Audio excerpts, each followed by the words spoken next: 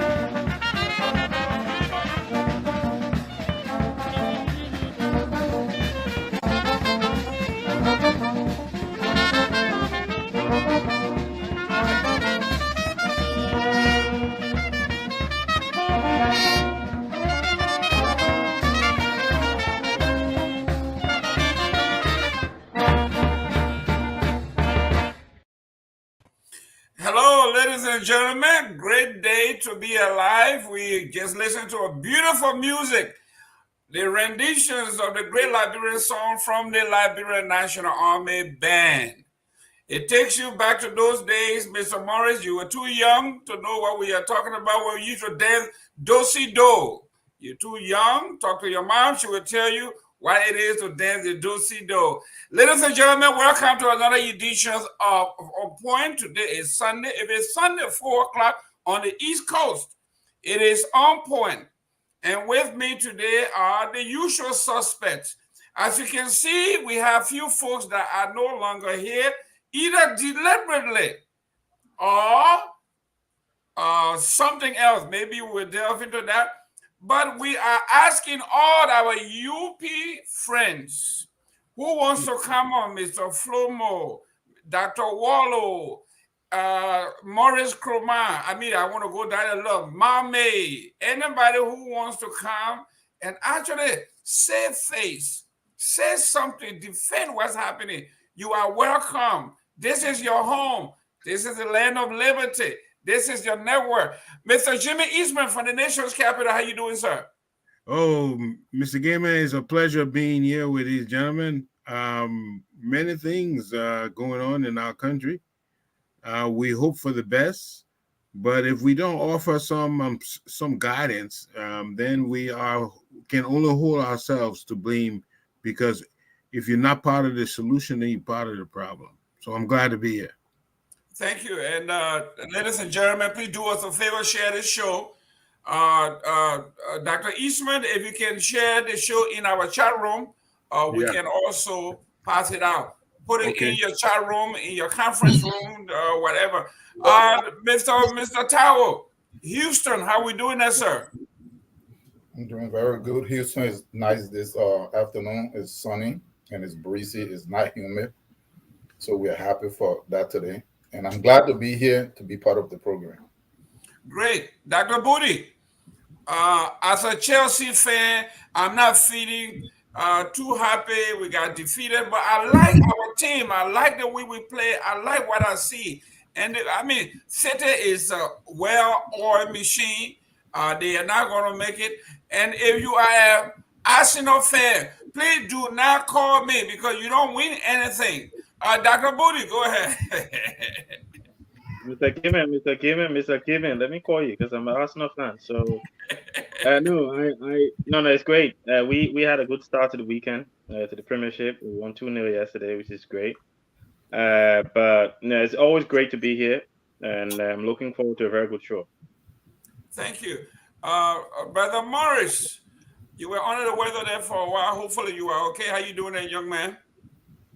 I'm good, Mr. Gaiman. Let me just say, no championship since 2004. No Champions League. Always second best. So that's all I gotta say. Go Chelsea. Listen, why are you picking on Arsenal already? The league just started one day. They are dancing like they have won the championship. Hey, The Booty, championship didn't start in 2003. It oh, started in the 1900 early 1900s. So all of the My titles, man, it been over you 20 can't years. say You haven't won you a can't top say flight championship. Over you 20 okay, can't years. guys. measure All the Chelsea success fans, in the period that you've all been the successful. Arsenal fans out there, please call in, type in the comment section where you think this thing is going. I can No tell you, European championship, not even Europa League or Ars- Conference League. Arsenal Nothing. is not even going to be number two. It, They're not it, even going to be number three. They're going to be relegated to the same old thing every year. They take the lead and then they further. Mr. Victor Namwe, how you doing there, sir? From Trenton, New Jersey or South Jersey? Yeah, that would be Atlantic City. Um, I don't want to go to Vegas, but Vegas Light. But listen, it is good to be here. I don't know much about the European League. I don't follow, but I'm excited here about my Phillies. They're doing pretty good. I can't wait for the football season to begin. My Eagles are looking good in the preseason. My Sixers are all stacked. So, hey, it is good to be here. Mr. Victor Namwe, you I remind can't me. believe that Mr. Victor now a Liberian man. He left football, but he would like American sports. I can't No, he believe said it. he doesn't follow. He likes them, but he doesn't follow. Now he reminds me of this guy that used to be with the Mighty Barrow. They call Mister. I think a new listener. Listener will warm up before Barrow and I start. He will warm up before Lone Star start.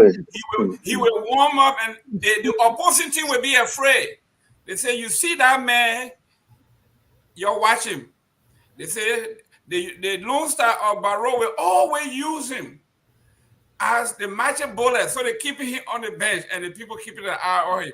And then the game ends and Lesnar never gets in the game out the game and then he warm up again. So that's what Victor doing here. The league have not started. The Eagle is warming up. All the Philadelphia teams are warming up, but when the game time starts, nothing happens to them. You, you So, know, ladies you and know, you gentlemen, know what they say about Christmas and Christmas Eve, right, Jerome? So yes, if I'm it's just going gonna to be leave it good, there. we know. That's right. Except you, Mr. Ismail, we could by any means have our subject matter, our topic through. If not, let me read what we're going to talk about today. Our topics are number one, a civil servant accused of insulting the president of Liberia on social media through their post. They were fired. No justification, no warning. At least the process, due process in local government, in the regular offices, even in the private sector, we have due process. If you are written up, you have the right to face whatever it is you are accused of. If they told you that you stole, you still have to go through the process. Your boss may have to call you and say you have violated this law, and these are the channel, this is the policy and procedure. You don't just walk to somebody's house, somebody's office, and say, pack your clothes, you are fired without justification. Secondly, how do we Do we have an office in the government that trolls every individual that works in the government, that peruse the social media, that goes on people's pages and make the case that these people need to be fired? When were these people on the private places? Were they doing it on government time? Were they doing it from the government office? Were they doing it on the private platform? All of these things that we need to talk about. Mr. Eastman, you are Yes. the diplomat. You believe in fair play, as you have always said. What is Yeah, going on here definitely. with Mr. Josiah Joker and Yeah. the releasing of public servants because he feels that you cannot insult the president all day, according to what he said? Yeah, is what is at play, and we. I'm hearing an echo. Anybody there? Okay, so here is what is at play, and this has to be reeled in very soon, or it will lead to calamity. First of all, you mentioned the word due process. It appears that those who well powered now do not see the value of due process. If you want to give everybody a fair trial, a fair examination, there has to be a process to follow. Because if there is no process, then you cannot guarantee to somebody anything fair. You do one process for one person, you do another thing for the other person. The only way we can guarantee fairness across the board is we follow due process. We are seeing that this thing is repeating itself over and over again. Here's the case with the bank governor. If they find the bank governor incompetent or has engaged in misconduct, it has to be done through due process. You can't simply suspend him if that is not the process to follow. We notice this has become habitual already with this administration. So we expect to see the chief administrator, the chief executive, reel these mishaps in. He needs to put his lieutenants under check and so he knows that his administration will not get not be discredited because they have failed to follow due process. This is eroding the very authority and the legitimacy of the administration. It's undermining the administration. These zealots or whatever they are, as much as they could be enthusiastic, they have to follow due process because we are a country of laws.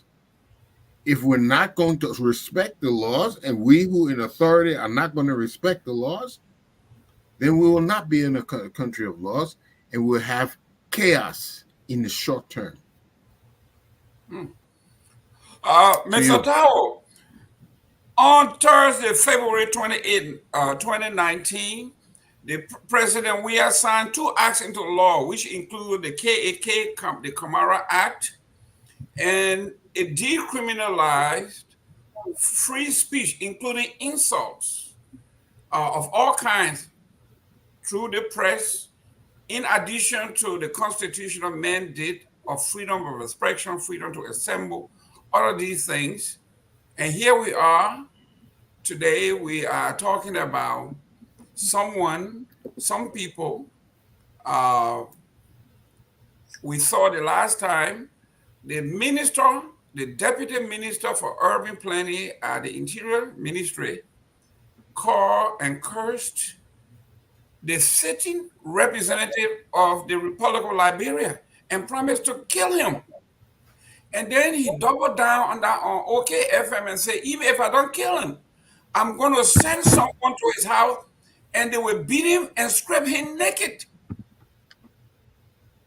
Compare that to this man saying these people are insulting the president all the time, Mr. Tao. Okay. In the first place, I'm not familiar with whatever's going on in terms of those people being released from their jobs. But what I do know here is that when the WEA government was in power, I don't know what the due process is supposed to be when somebody need to be let go. I don't know, because the reason I'm saying this is we've been hearing this every time a group of people get laid off from wherever area in government since this Boaka government came to office. I hear a lot of people saying that they're laying people off because they're sedition, and I start seeing all kinds of press conferences. In the first place, if the people from CDC continue to have all these press conferences, then they demonstrate one thing. It means they pack a bunch of partisans into all these positions. I know somebody who was almost like a deputy director for finance at the central bank. I was in Liberia in 2019. I went over there, and there was no space in that building. Within the first 6 months of George Weah taking office, people were standing all over, and I'm like, who are these people? They're people that were sent here by the new government. They are hired.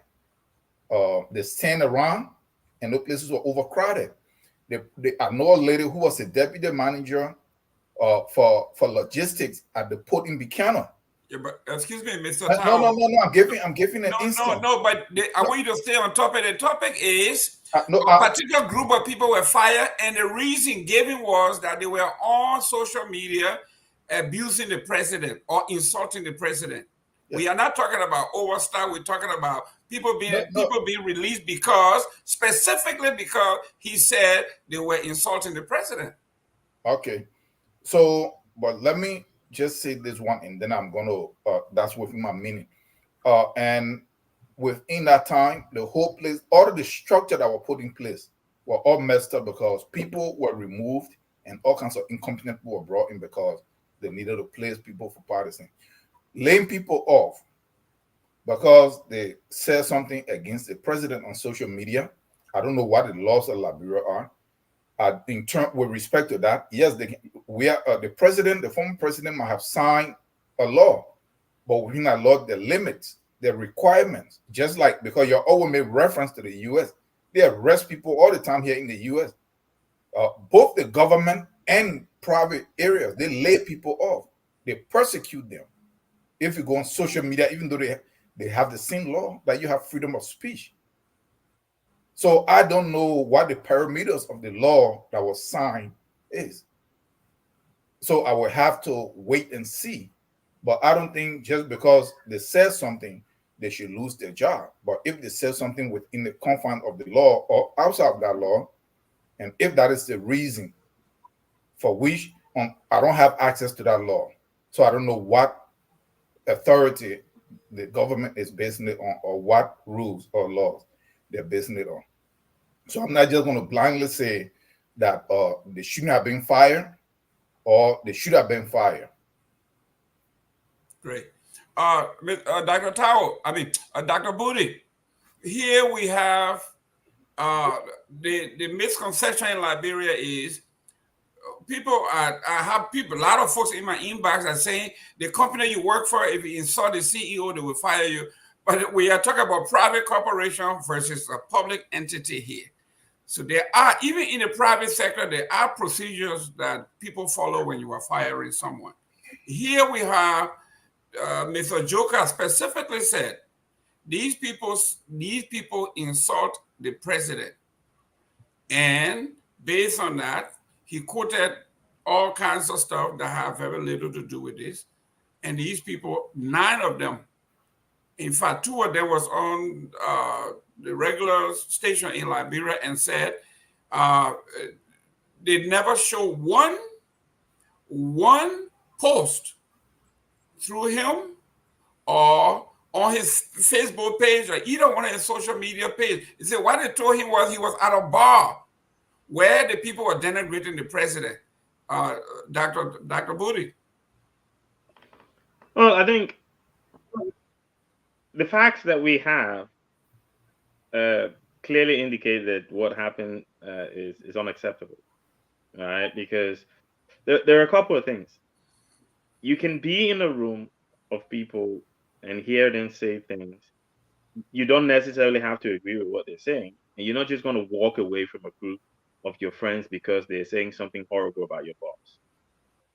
The second thing for me is that, and I like the point that Mr. Eastman made about due process, and I was just because I want to touch on it as well.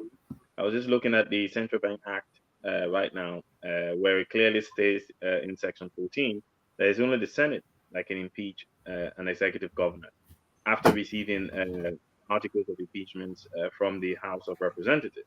But yet you've got a president who suspended a central bank governor, even though the reasons the person can be impeached is if they've been convicted of a felony. One of the reasons, right? There's been no conviction, right?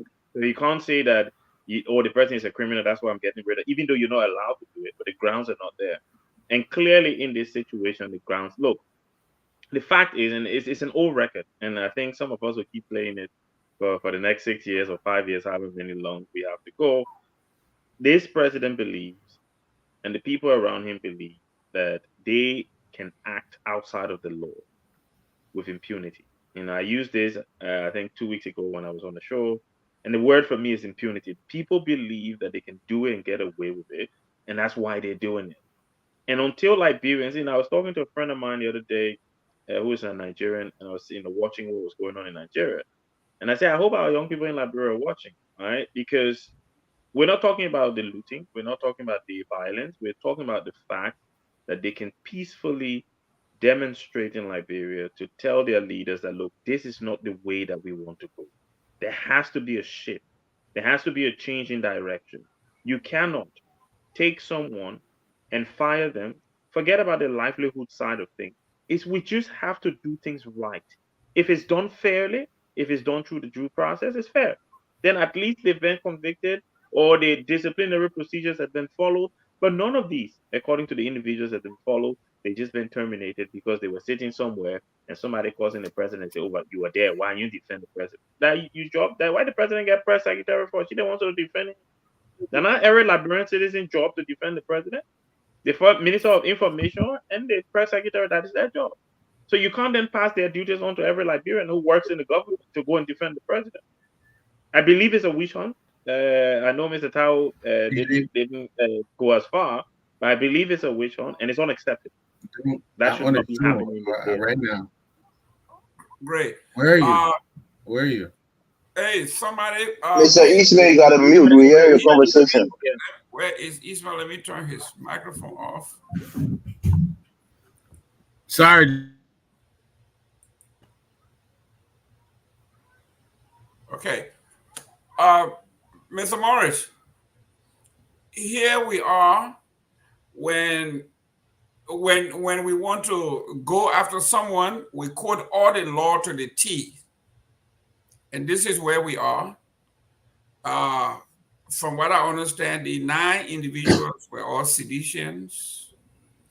And it looks like only seditions break the law according to them, and these people were fired. Some were not even at work when they were called. Someone called them that they were fired for either being associated or posting something on their social media page. Somebody was trolling them. Mr. Morris.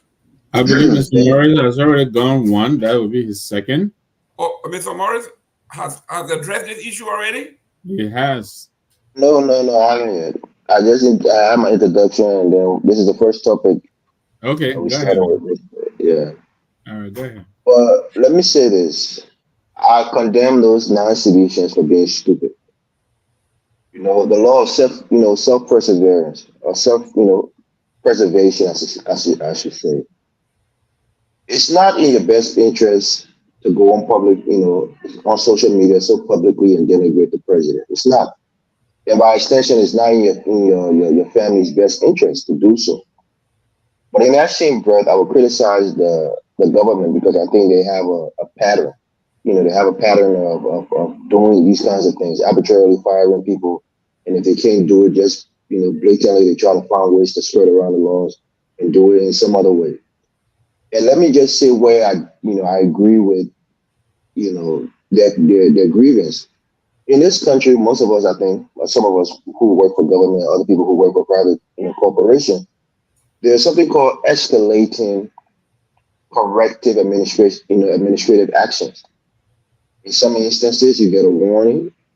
In other instances, you get a sit down, maybe you get a suspension, and ultimately you might get termination. And these guys are claiming that they never got the two warning letters, which was required in their code of conduct to be presented to them for any actions that they were engaging in that was contrary to their code of conduct. And in fact, if Josiah Joker and the mayor of Monrovia, they take those actions, they need to show the proof that they send these guys these letters, two of them, and they didn't desist from their actions. And the next course of action was to terminate them. It's clearly spelled out in their code of conduct, and I don't think they did it. And I will say this to Josiah Joker, who we interacted with on this platform. I think he's being too overzealous, He's being too, I don't know the word to say, but you're in a governmental position. You're a political appointee. You have to be mindful of how you carry yourself. This is Liberia after all. This is not the United States where you have certain protection. Anything can happen at any time. You have to make sure that you're serving, your country, but being mindful of how you serve your country. So those of us who like him, we think he's very smart. Think he's integrous from what I've seen so far.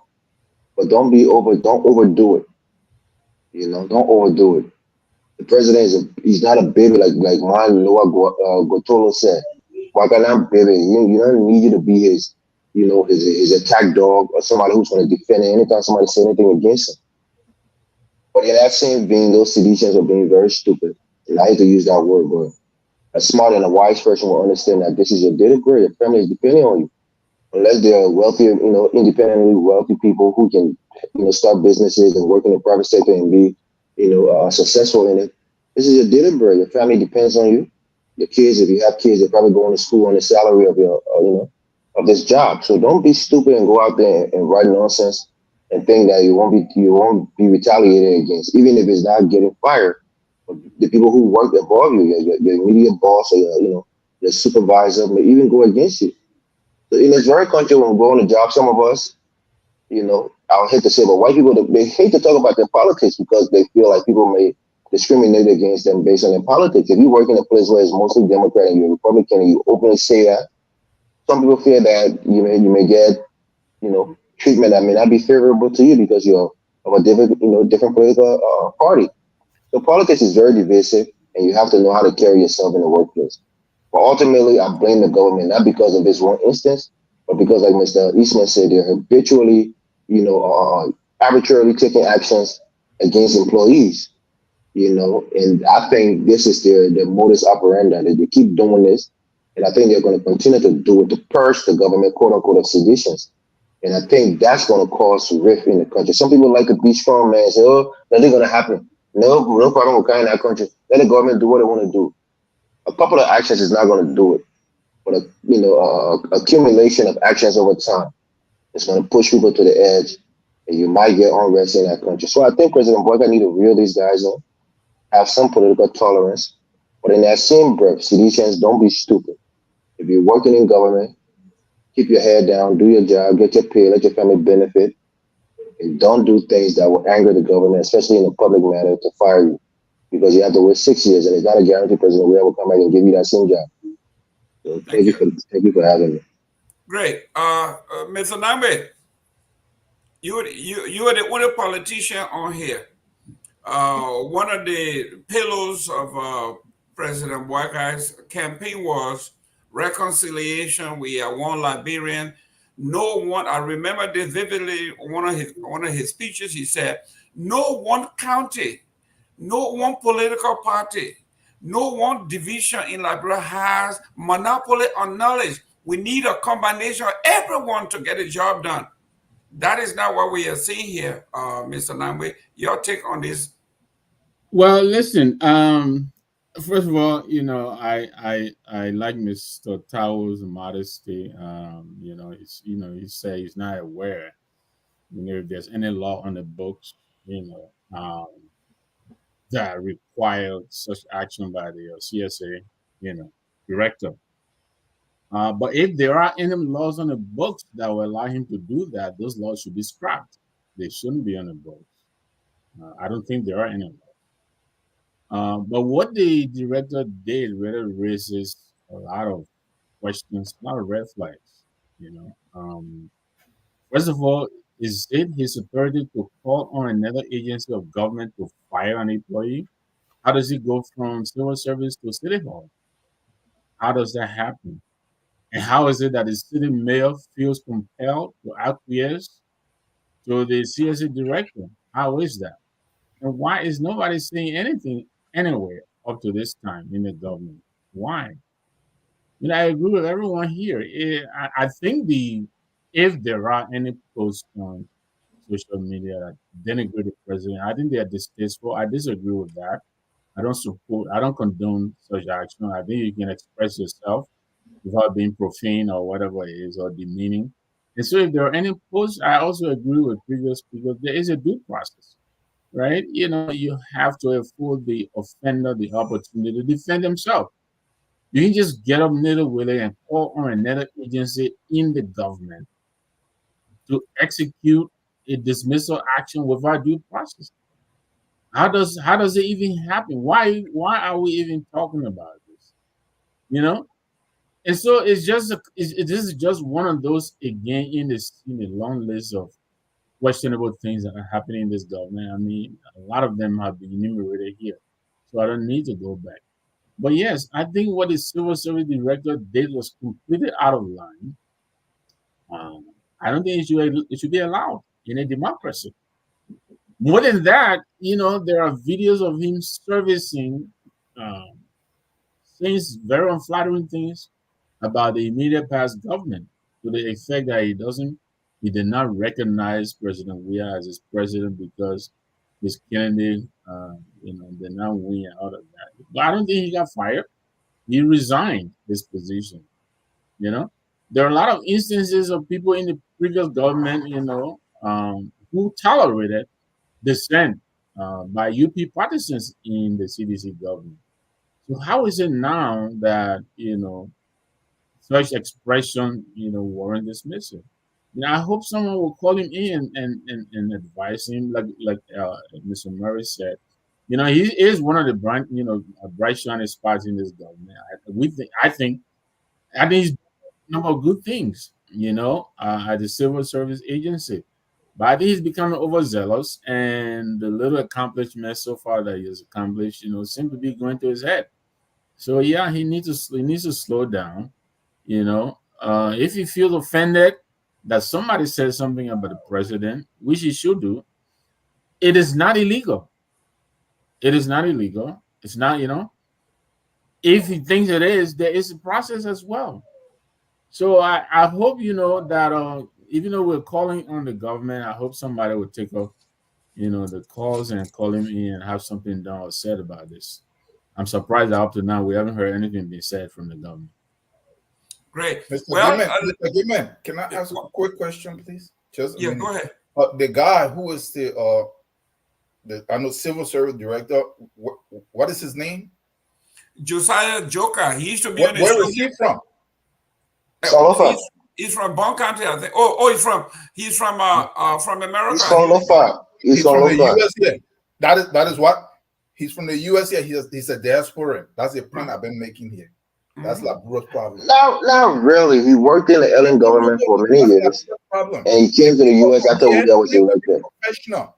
The people from here parade themselves on every platform, claiming to be the best, claiming to be professional, claiming to know how to do things. And every time we find problem, what is corruption, what is circumventing the law, what is misbehavior, it's them. I don't think that applies to Joker. In all fairness to him, I think he's actually doing an excellent job. No, but he's not. He's not. He's not doing it in the spirit and the culture of the Liberian way. yeah, but He's doing a decent job. Mr. Morris, he came from the diaspora like every one of us. He was on this show every day, critiquing his benefices. He was out here that he was part of the electoral process in Rwanda, in South Africa. He's been all over the place. He's an expert on this, an expert on the rule of law and all this. And then the folks get to Liberia, and there's a whole different ball game. This is what he's talking about. And I told you this at the same time when I went to Bassa, went to my hometown. I went to the university to make a donation. The first thing they said, oh, they gotta come back again with a big book and a this. And they don't want to see anybody from the diaspora. And when you argue, they started naming from Charles Taylor to Bacchus Matthew to Amos Sawyer to Ellen Johnson to Bob Ballard to Jangaba Johnson. I mean, they go down the list, and you cannot defend because these people did not bring anything of substance to the football. Let's move on. Man. You must admit the guy's doing a decent job, better than the last civil service agency director. He's doing a decent job. He's doing his job. He's being a little overzealous, but overall he's performing. Let's give him that. Mr. Morris, I was just in Liberia. I told you when you go to these offices, these guys will write beautiful policy and procedure. It is the implementation. It doesn't matter what else you write. All this he's writing, all this he's putting in place. You're hearing that Peter Croix, whatever his is, he's hiring his own people. He says he has his own HR person at his ministry, and he's doing everything that he can to bring it. These people are not going through Josiah, all the book Josiah Joker is writing. They're not going through it. You go to LTA, they're doing their own thing. So yes, the policy and procedure are there to only persecute you when they want to actually nail you to the cross. But let's move on to the next event here. I will begin with our political experts here. This one is perplexing. The president, in the beginning of his campaign, actually he said he had been into government for a very long time, and he knows the pitfalls of Liberia. And he went on air and said, within my administration, when you make me president of Liberia, within 100 days there will be no car stuck on the major highways of Liberia. When he got elected, he requested for $42 million as a startup fund, which was granted. Then an additional $22 million was taken by the Ministry of Public Works, and it was done, they said, to maintain, to build roads all throughout the country through the Ministry of Public Works. The Ministry of Public Works found out that the money was illegally garnered. The Minister of Public Works went to the Senate and pled guilty and asked for forgiveness. Joseph Weicker went to Riverside, came back from Riverside and set up a road fund committee in charge of building roads, construction, engineering, architecture, and fundraising to build these roads. Mr. Nambe, what's going on here? This is,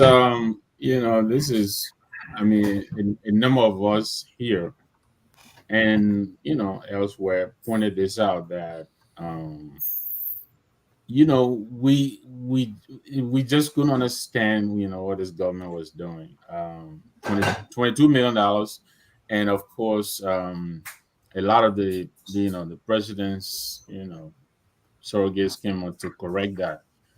8.9 of that 22 million that had just been spent, so the rest is still sitting. And that, you could now travel from Monrovia to Capamos in 8 hours or whatever. And we were pointing out that what we were looking at was, a shipping up, so to speak, for those of us who go to the barber shop. You don't get a full haircut, you get a ship up. This is basically shipping up the road during the dry season, and that when the rainy season came around, we expected this to happen, and it is happening. We're seeing it in real time. People are posting now. For what we're seeing, even if you spend $2 million, that's a lot of money thrown to the breeze.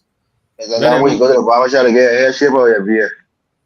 Either way, You know, I still pay full price, right? either But way, that's for another. My It's Baba true. not cut me a break, but that's for another day. So, but yeah, I mean, $8.9 million, Jerome, and look where we are. You know, it is. And then, of course, the minister went to the legislature and he got what forgiving or whatever it was. You know, what are we doing? Are we really running a government? You know, I don't understand it. But yeah, exactly what we were predicting is what is happening now. The rainy seasons are here, and the roads are where they were before the $8.9 million was spent. I don't even know whether the rest of them, because we understand it was spread up to 18, uh, 2026 or so. I don't even know how that's happening, you know, because that would have been another two or so budget year, fiscal years ahead of us.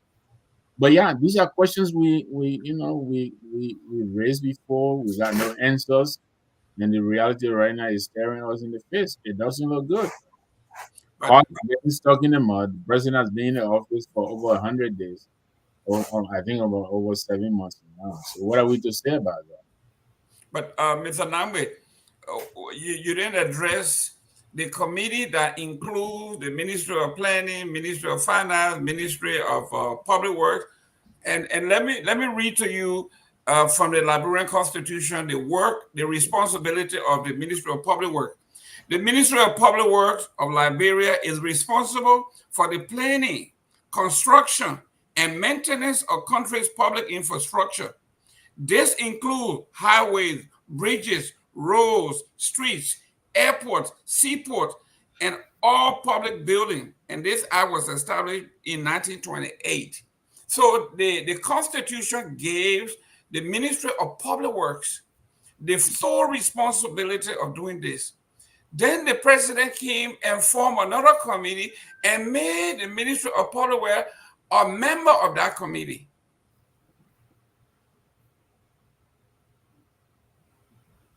I'm sorry, I was muted. Yeah, yeah. I mean, is it a doubling down? I don't know, but yeah. Where does that leave public works? I don't know. As a committee member, is it still going to be supervising itself and implementing at the same time? I don't know. But I mean, I think this is the president's attempt to get around the question right now that is on the table, which has not been addressed. What happened to the $8.9 million? You know, what do we have for that? So the establishment of a committee, we all know whenever a situation is passed down to a committee, you know, as is with the committee to investigate the February 11 Armed Forces Day, Women's or whatever it was, uprising. You know, you never get anything else. Once it is sent down to a committee, it is dead. So what is the president telling us? I don't know. The fact of the matter is, he's been in office 7 months now, and unfortunately, nothing has been done by the roads from what we are seeing. Contrary to the promise to us that within 90 days, you know, all major roads will be possible, right? And that's not what is obtaining.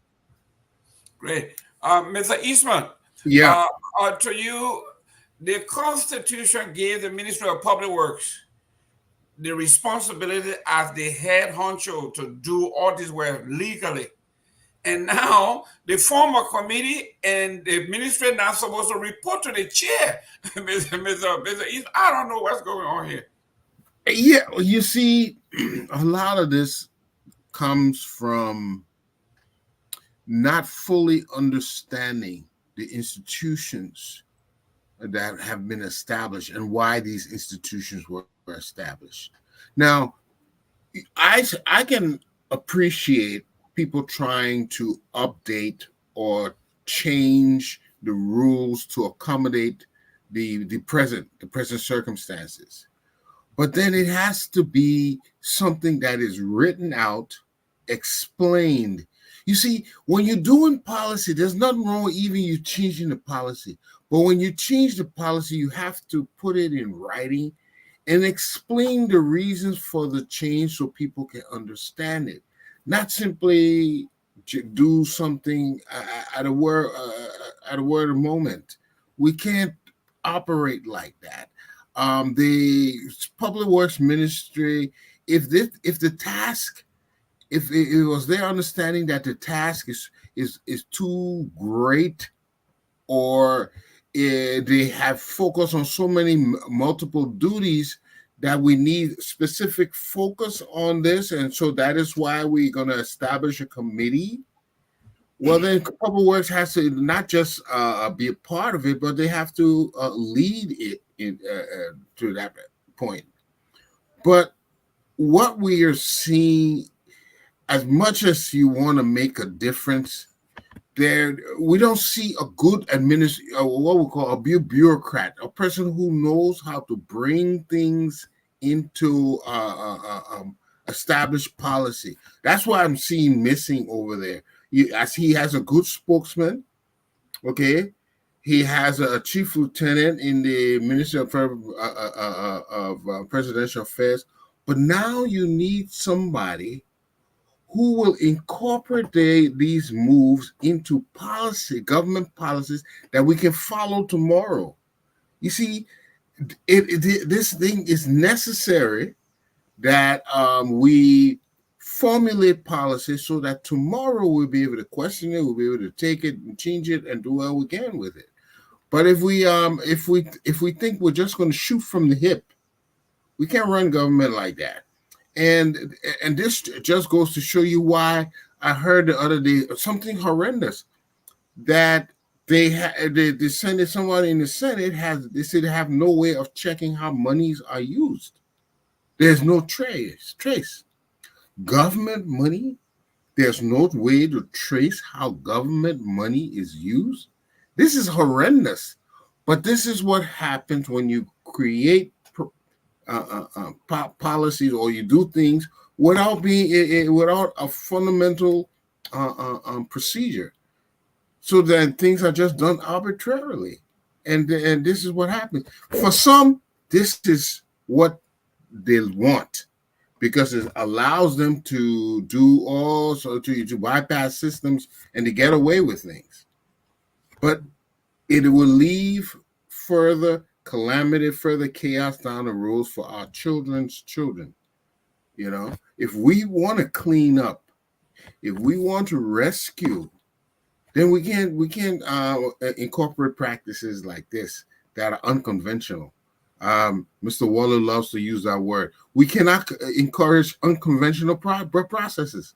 Those things are where you do them once in a while, but it shouldn't be a norm, and that's what we are seeing now. Thank you.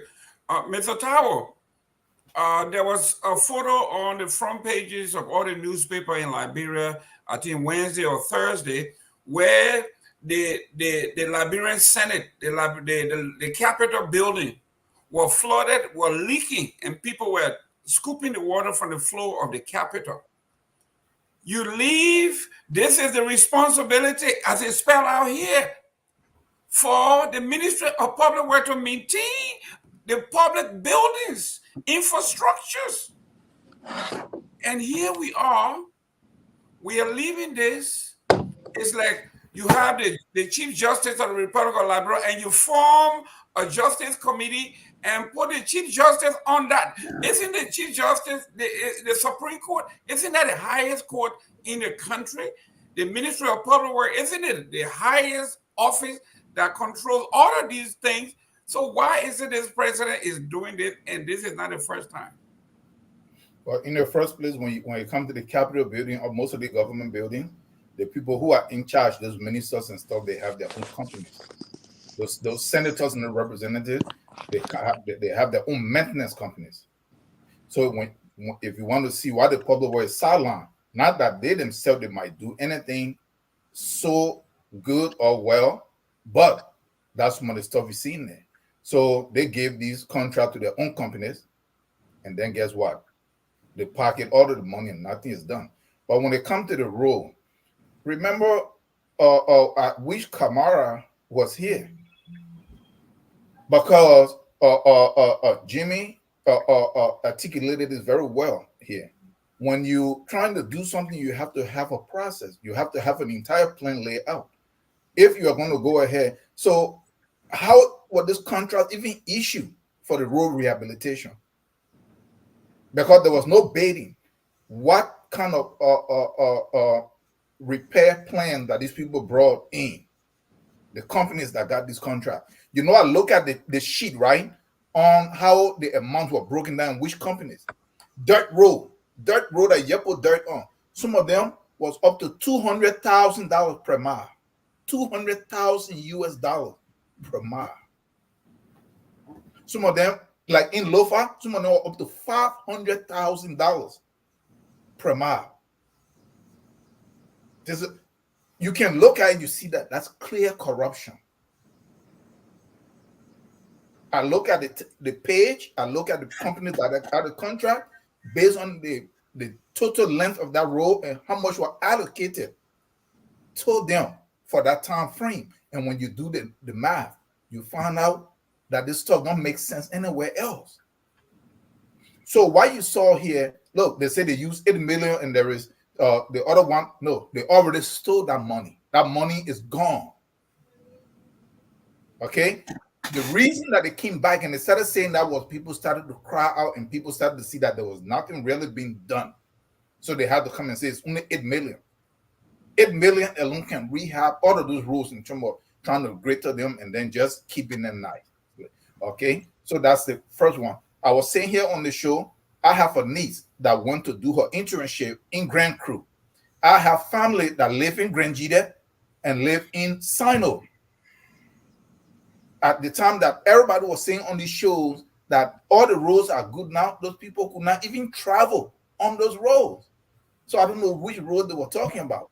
The president went to wherever he went to, and he came back and he put in place some kind of committee. Let me tell you something. After they eat the first money, they're trying to eat a second batch of money. That is all that you're seeing here. These guys are not making a mistake. These guys are not incompetent in terms of them. Me and you cannot sit here. This is not rocket science. We sit here, you know that the road is not good. You put some grater on, they put some dirt, they grater it, they put some dirt, they go over and they compact the stuff. It's just that simple. So it's not that they're making mistakes. They are taking advantage of a very, very weak system that they cannot be prosecuted or dealt with within. And I'll make my point again before I close. Almost all the guys that are in these positions, they're all from the U.S. I rest my case. Great. Dr. Booty, here we are.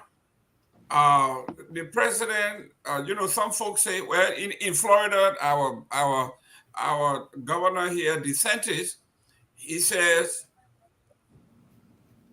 anything that the opposition brings that you don't like, you send it to committee room. Committee room is where proposals go to die. When there's an uproar, you say we are dealing with it right now, it's going to the committee room and it dies there.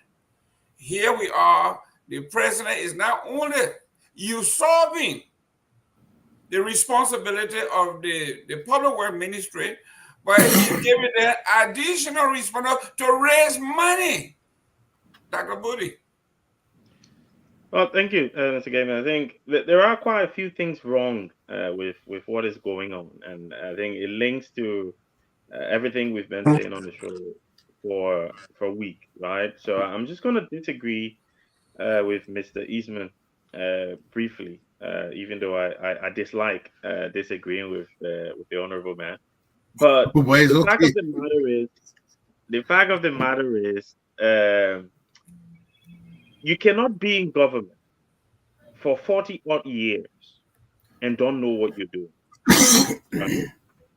You cannot be in government for 40 odd years in various institutions, LPMC, this other one, vice president office, and tell me that you still don't know how the systems work. These guys, the president and his cronies, know exactly how the system should work. They're choosing to ignore the system because they believe that they can do it and get away with it with impunity. It's as simple as that. They know exactly what they're doing because they went to get these guys, rid of these guys at LTA by suspending them. The Supreme Court stepped in and said, no, you can't do that. Nah, okay. They corrupt. They did this. We're going to investigate them. So we replace them. All right. They know that there's an act that says that you can't, Mr. President, get rid of the central bank governor. Only the legislature can do that. And there's a list, A to F, there are a list of things that the central bank governor has to do before the Senate, the House of Representatives can write articles of impeachment and send them to the Senate, right? Those things haven't happened. The president has suspended him and put one of his cronies, again, someone from his county or from his tribal group or whatever. I don't want this to get tribal or say, oh, it's because like see man or da. But when the facts are there, you have to mention them. You can still say, oh, the person is competent, because I know the individual is very competent. Is he capable of doing a good job as governor of the central bank? Yes. But the process has to be right. And these guys understand the process, but they believe that they can flaunt the process, they can abuse the rules and get away with it. Now, the second thing I want to touch on is, look, this again feeds into what I said in my first point. This is just another committee, so they can give some of that million work to do. Because nothing, they've already the ministry then follow now, so they need to find somewhere to put some people. So they say, like, create committee, and then we'll put the other person and put the other person and put the other person there. And they will waste time, spend money that's supposed to be allocated to other things that we should be doing in our country, but it'll be wasting money in the process. And again, like every other action that the president has taken, it's all done to give these guys jobs. It's all done to repay the support that they gave him during the elections, at the detriment of ordinary Liberian people who voted for them, who will lose their lives to hunger, who will lose their lives to bad roads because they're having accidents, who will lose their life because they can't afford to purchase the goods because the goods are so expensive because it takes so long to get into reverse. And the Liberians need to sit down and think about it for themselves, because they're the ones in the problem. Right? They're the ones that need to stand up and say, no, this is not right. This is not how it should be done. You can't keep creating committees here, there, and yonder only to create jobs and opportunities for your colleagues and friends. So again, they need to stop it. But am I optimistic? Well, I wouldn't hold my breath. Thank you. Mr. Morris, here we are. We came in gun blazing. We formed the asset recovery team. He asked the central government to make like $1 million or whatever available for them to get working. 29 people or 18 people, whatever they were brought in, the payroll, that they created jobs for them. That didn't work out. That committee is not dissolved. These people are still working. They're still drawing the paycheck. We have several of those people around. Now here we are again. A new committee is being set up. And not only that, but they've been given the responsibility to go out there and fetch, bring in money. To whom is that money reported? None of these things spell out. They are all basically a decree. Mr. Morris. All right. Thank you, Mr. Gaiman. Let me say this. Mr. Eastman touched on this, but I think there's two reasons the president constituted this committee. And I think one of it is that the task at hand is just too enormous for the Ministry of Public Works. Really? And yes. And here's why I say this. Because any ministry is only as good as the sum of its parts. You may have a genius at the top of the agency, but if everybody under him, all of those other cogs are inefficient, are incompetent, are inexperienced, you're going to have a lot of bottlenecks. You're going to have a lot of inefficiency in that agency. So take the Gulf countries, for example. See a lot of developments that go on in the Gulf countries. You'll be remiss to think that these guys were the one that built it. Most of them, they didn't build it. The citizens of those countries, their own engineers, they didn't build most of this infrastructure. They hire people from the West. They hire people from England, hire people from the United States, architecture and different firms to go there and build those things. They have the money. They put the money aside to consult with these companies, tell them how much it's going to cost, give them a blueprint, tell us how it's going to look. We'll give you the money to do the work. While they're doing this, they send their own people, abroad to go to school to become architecture and civil engineers. I think we need to have a similar mindset, because public works, no offense, when we say these things, we're denigrating our own country. How many competent, qualified civil engineers who can build roads, design roads in Liberia do we have? Who've had a proven track record, and we've seen some of their works, and they're competent, and they have a whole team or a whole suite of people underneath them that have done these kind of roles or this kind of work, a few times and have been successful at it. So I think they'll be good for managing the roads, maybe. And even that is also expensive. These things are enormously expensive. Building roads and maintaining roads are expensive. That's why I advocated for taxing people. And people say, oh, the people are already poor. Look, nation building is not easy. It's one of the most difficult things you can do. And it requires almost every citizen of that country to contribute. So the fact that people are shunning the idea of tax, I propose a toll system on the roads, even on dusty roads. That's a way to collect taxes from the citizens. And once you know that you pay your little $20 or your little $30, that was the last money you had, you're invested in it. And if your money is squandered, you're going to be pissed as hell, and you're going to ask for accountability. So I think the government needs to take a two-pronged approach. They need to try to find a scheme to raise money using the people in the country or the people in the diaspora, and try to hire a reputable company to try to do some of these road projects with the money that they raise from the people within the country and for those of us who are in the diaspora.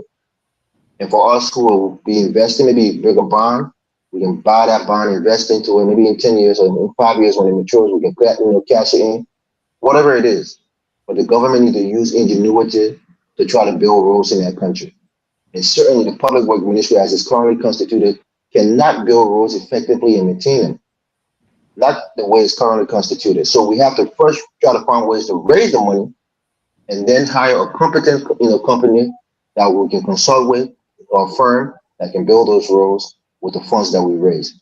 And while we send people abroad to do civil engineering and architecture in the next 5 or 10 years to come back and be the ones that will build our roads in the future. But this president is telling you that the Minister of Public Works not competent enough, and he put in somebody like Jeremiah who, in my estimation, knows nothing about roads. He's not a civil engineer, but he's going to be the supervisor of that committee. He's going to be the highest ranking member of that committee. What is he going to do? Go ask the Muhammad brothers again for loans on the government, a gentleman agreement? Go out there and beg for money? The same thing we've been doing for years and years and years. The money that's required to build the kind of roads we need, like, bro, it's in the billions. And nobody else can do. Nobody's going to give you that money in the nation. We, as a country, we have to come up with a way to contribute to it, to strive for it for the next 10 years collectively as a nation. If we don't do that, nobody's going to build our country for us. So I think President Boyka, that should be a unifying cry for us in the diaspora and for the people in country, that we need to come together, put our money and our resources together to try to build our country. If not, it's not going to get done. So that's my take on that, Mr. Gay. So, Mr. Giving, can I have 10 seconds, please? Because I think go ahead. Let me go to Mr. Gay. Yes. With in every country in the world, right? Road constructions, a lot of it go to private companies, right? In a lot of countries, and I'm sure Mr. Tao can touch on this. Even in the US, there are a lot of road construction that go to private companies, right? So they're doing it in Liberia already. The point we're trying to make is the Ministry of Public Works is there to supervise those contracts, making sure that they go to the right people. So you don't need a committee. We're not saying that the minister will go build a road himself, or that the employees of Public Works will build the road themselves. No, they will all of the road from Monrovia to Ganta was built by a private company through the Ministry of Public Works. Same thing with all the roads that they redid under Elling in Monrovia. They were built by private companies, always through the Ministry of Public Works. What you just said that, he thinks the guy is not competent. So why did you appoint him as minister if you think he's not competent? Let me just correct you. In the United States, most states have their own Department of Transportation. Like in Minnesota, we have MDOT, the Minnesota Department of Transportation. Whenever there's a pothole, whenever there's a bridge that collapsed, like we had an I-36 collapse a few years ago, MDOT was the one that reconstructed those bridges. So in this advanced country, you have engineers, civil engineers, who know how to build bridges and allocate money, and they go there and do that on their own work. They don't go to France to come bring a private company for France to do the work. That's not true. In the United States, the states have transportation agencies build their own roads and maintain the roads. So it's different for Liberia and other developing countries. No, but either way, it will have to go through the process and procedure of the central government. Okay. Now, You mean central government? You mean the state government in America? We have a federal system. Federal don't build roads and maintain roads. The state government does. Oh no, not necessarily, because we have federal highway and we have state that's different. highway. But what Yeah, I'm that's saying different. here, they all do, they all abide by the Department of, you will see DOT, the Yeah, Department of Department of Transportation. Transportation. Right. Listen, And the every state have Department of one and they maintain Transportation, and build their rules. we understand the quality control is they have the standard by the Department of Transportation, that DOT. That's a federal regulation. Mr. Taiwo, 10 Let seconds me before I go to say Mr. something Gay. quick before we go to Mr. Gay, right? I think Mr. Morris is trying to make a point, but I think he's missing the point that we are making here. In the first place, I don't know when was the last time he went to Liberia. I've been to Liberia several times. Building road is a 5,000 or 10,000 year old technology. It's not complex. Okay, it's not. We're not talking about building so extravagant bridges. All the roads that are in Liberia that were constructed under Ellen Johnson Sirleaf, my dad worked with Pototori, with Vianini. These are the companies that were building most of those roads. I think guys like Eastman and Game and Nambe, then they know the name of the companies. You go to Liberia now, all the roads that they're building, that whole Buchanan Highway, that Kakata to Ganta or Banga to Ganta Highway, it was Liberians, young Liberians that built those roads. There's not one Chinese person, even though Chinese, whatever had those contracts, it was Liberians that built those roads. Go today and see the so-called Somali highway that they call them Japanese highway now. All Liberians, young Liberians. My brother was one of those. My younger brother was one of those who worked on the road, the Monrovia, Rabofi became a highway. I was in Liberia at that time. I go all over the place. They built those roads. So we're not even talking about the design stage. Yes, the design stage, if you don't have people that are competent in your country, you can do in collaboration with somebody. And then once that design is done, the actual work is Liberians that do those jobs. There's not some kind of that they're not competent. So the public work ministry is very competent. I know a lot of people in there that are good engineers that actually can get some of the people here run for their money. And the one last thing, one of my background is quality control. Okay, the reason that I'm taking this and placing it under some committee, I can walk into an area where there is work going on. I just look and I can already see everything that could be wrong, that is safety hazard, because I have almost 20 years of training in that. Can Jeremiah Kuhn do that? So what is he going to be supervising? Can he walk on the road and see already where there are problems, the problem areas, what area that are deficient, area that don't meet the requirement? No, he can't do that. So this is a waste of time. They're trying to double dip. Jeremiah Kuhn probably have not been satisfied because Yombi Kanga sidestepping him. Hey, my man, we're going to pay you. You head this committee. Excellent. Dr. Mr. Gay, here we are. We have the Ministry of Public Works has different departments. They got deputy minister for administration, deputy minister for this, deputy minister for that, assistant minister. They got ministers over architecture, bridge, roads, wells, water. They have all of these. They are all part of the Ministry of Public Works. So why form another committee if you are not trying to create unnecessary jobs for double dipping? So yes, man, take on this whole committee that's created, for the public works sector. I think the president of the Republic of Liberia runs the day-to-day activities of the country. He can determine what will work best for him in his administration. The only place I continue to disagree with the president is the execution of everything they try to do is poor. For instance, the road rehabilitation, we have not even gone good 5 months with the road, and now it's not even pliable now. We have not reached the peak of the rainy season in Liberia, and look at those roads, especially the one that we're bragging about, the Zopeno winner on TV, praising this road, and the images coming from those roads now is very bad because they did a hurry job. You're not in a hurry. If you want, and Mr. Tao can bear me witness, you can have a dirt road, and once the greater A, they bring gravel dirt and put on there and they roll over it. When it rains, it will not make that putty. All that mud they make, it will not make it, right? I'm not a civil engineer, but thanks to Mr. Samson Toll, who always present road construction tutorial on Facebook. He's currently a civil engineer in Sacramento, California. He had proposed to the WE administration before how to rehabilitate the road. He also is, diehard supporter of the Black administration. So people like that, Samson Toll been working in that field too, just as long as Mr. Taylor has been into his field. These people have expert knowledge in this area. They are Liberian. There are other Liberians also who work in civil engineering as well outside of the country. Tap into their expertise and get the job done. The way they rehabilitated the road, they just wanted to make it neat. And they just went and gritted the road and people can't plow. Now, if a place always have a situation every rainy season where that place is soaked and the water set there for a long period of time, the mud there for a time, all you have to do is to clear out that whole place, put some concrete underneath, rebuild it to the area so that when it rains again, you will not have that problem. It's not the entire road like that. That segment of the road that have some dangerous mud area. You can, address those areas and keep it moving. But they want to appease the Liberian people. They want to, score political point. You have 6 years and you rushing with your work like that? Then I mean you did not come to lead. You're not running campaign any longer. You are here to govern. You have the opportunity to make it work.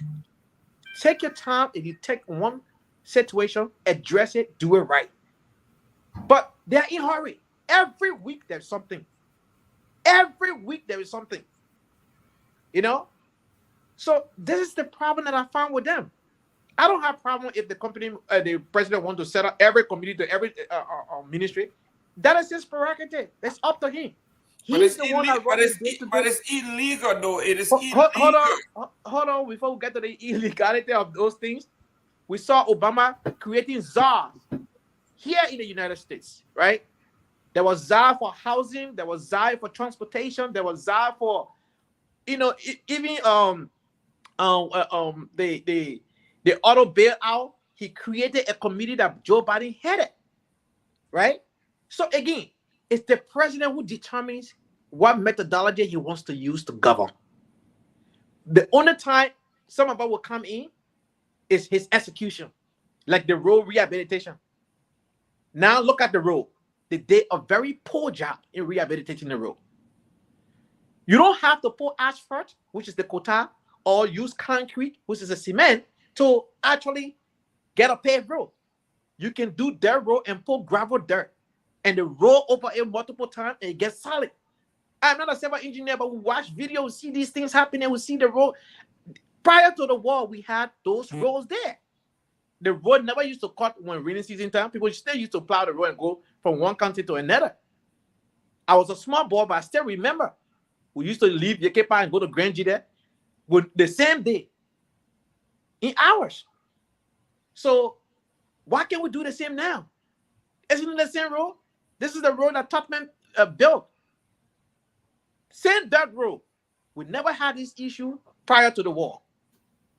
These roads can be greater, gravel dirt put on it, roll over it, and get it done. The area that had too many mud, you dig up the mud, pour concrete in the bottom of it. And Mr. Tawo, you're the engineer, you can speak the terminology better than I do, right? But I mean, it's common sense. Well, it's common sense. But our people are not taking the time to address the issue the way they need to address it. And that's the reason why we're having the problem we're having.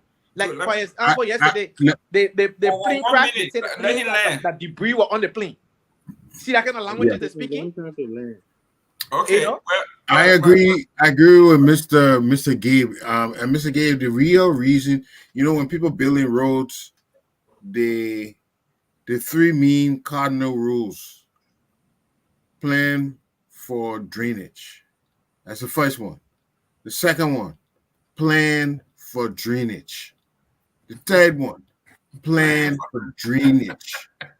And we have a serious water problem in our country. So even though in other countries you will simply by putting layers of rock, layers of asphalt and whatnot, But for us, we have to plan for the drainage because the drainage is a major thing that's undermining the roads. So the president made a goal, all right, that no cars will get stuck. And I think that's good, that's ambitious. It give people in the nation a target. But realistically, it won't be done in 1 year. Nope. Honestly, it won't be. Okay, it takes time to rehabilitate those roads the right way so that you will have the right type of drainages and whatnot built so it wouldn't collapse after a few months. You have the same mud situation. So it requires a little bit more work. And there's nothing wrong with that. And if someone could come with an explanation, well, we plan to do it by this, no cars are going to get stuck. We are still determined to do that. However, it requires more input, more research because of the conditions of the current road. I mean, all we have to do is be honest with ourselves and not have to be this flamboyant way where we're trying to pretend we're doing something that we can't. Let's be honest. The road projects is serious, and sometimes it takes time, like many other things in our country that we're trying to fix. But I don't understand why we just don't try to do it right and be honest and clear and transparent. I think one of the major problems we're having is the lack of transparency. And whenever you see the lack of transparency, 9 out of 10, there's something going on that's not too correct. So I think that's the main hold up here. Mr. Nangwe, Absolutely. a few weeks ago, we had the senator for Grand G there went on national TV and said from Zwedru to Monrovia took him only 3 hours. From Zwedru to Monrovia is now only 3 hours. The road is perfect. This is a senator. Here, constitutional responsibility of the Ministry of Public Works, it says here, maintaining and improving public infrastructure such as roads and bridges, regulating zoning laws when Eastman talk about drainage, because I remember when there was a major flood on the RI highway, what Mr. Nangwe then did was they took some machine and they dug a canal from RIA to most of the major, I think it was a river there in Marshall towards the towards the Atlantic Ocean. And the water started draining out of there like crazy. And someone said, well, why they have not done this? The water every year the water says here, it tells you that the water has nowhere to go. Why no engineer has ever said, we have a major river here, we have the Atlantic Ocean 5 miles away. Why don't we just do a drainage or canal? So here we are. We have 738 million. 95% of the 738 million has gone into salaries. We got only 56 million left for the total development of the country. 56 million. And then the president goes to River says, comes back and says, wow, the roads are really, really bad. Usually leaders will say, we have this emergency, we're going to tie our belt. Everybody has to pitch in. Mr. Morris was talking about taxes. Yes, the citizens should be held to pay taxes. The leaders, the ruling class themselves also should say, if the regular beta box seller is selling and paying taxes, I should at least cut my salary, my $9,000 I'm getting every month. I will cut it down to $3,000. Everybody chipping, let's build a road. But it's not happening. We got no money. We got no plan. But we go out here and we put out this facade. We form a committee. We call a press conference. Everybody knows we do it. When we have nothing, there's no money. There's no plan. We don't have the loan. We are not credit worthy. Mr. Nangwe, what is this going on with this road thing? Well, you alluded to $50-something million just being available to development infrastructure. I think one of the problems we're having is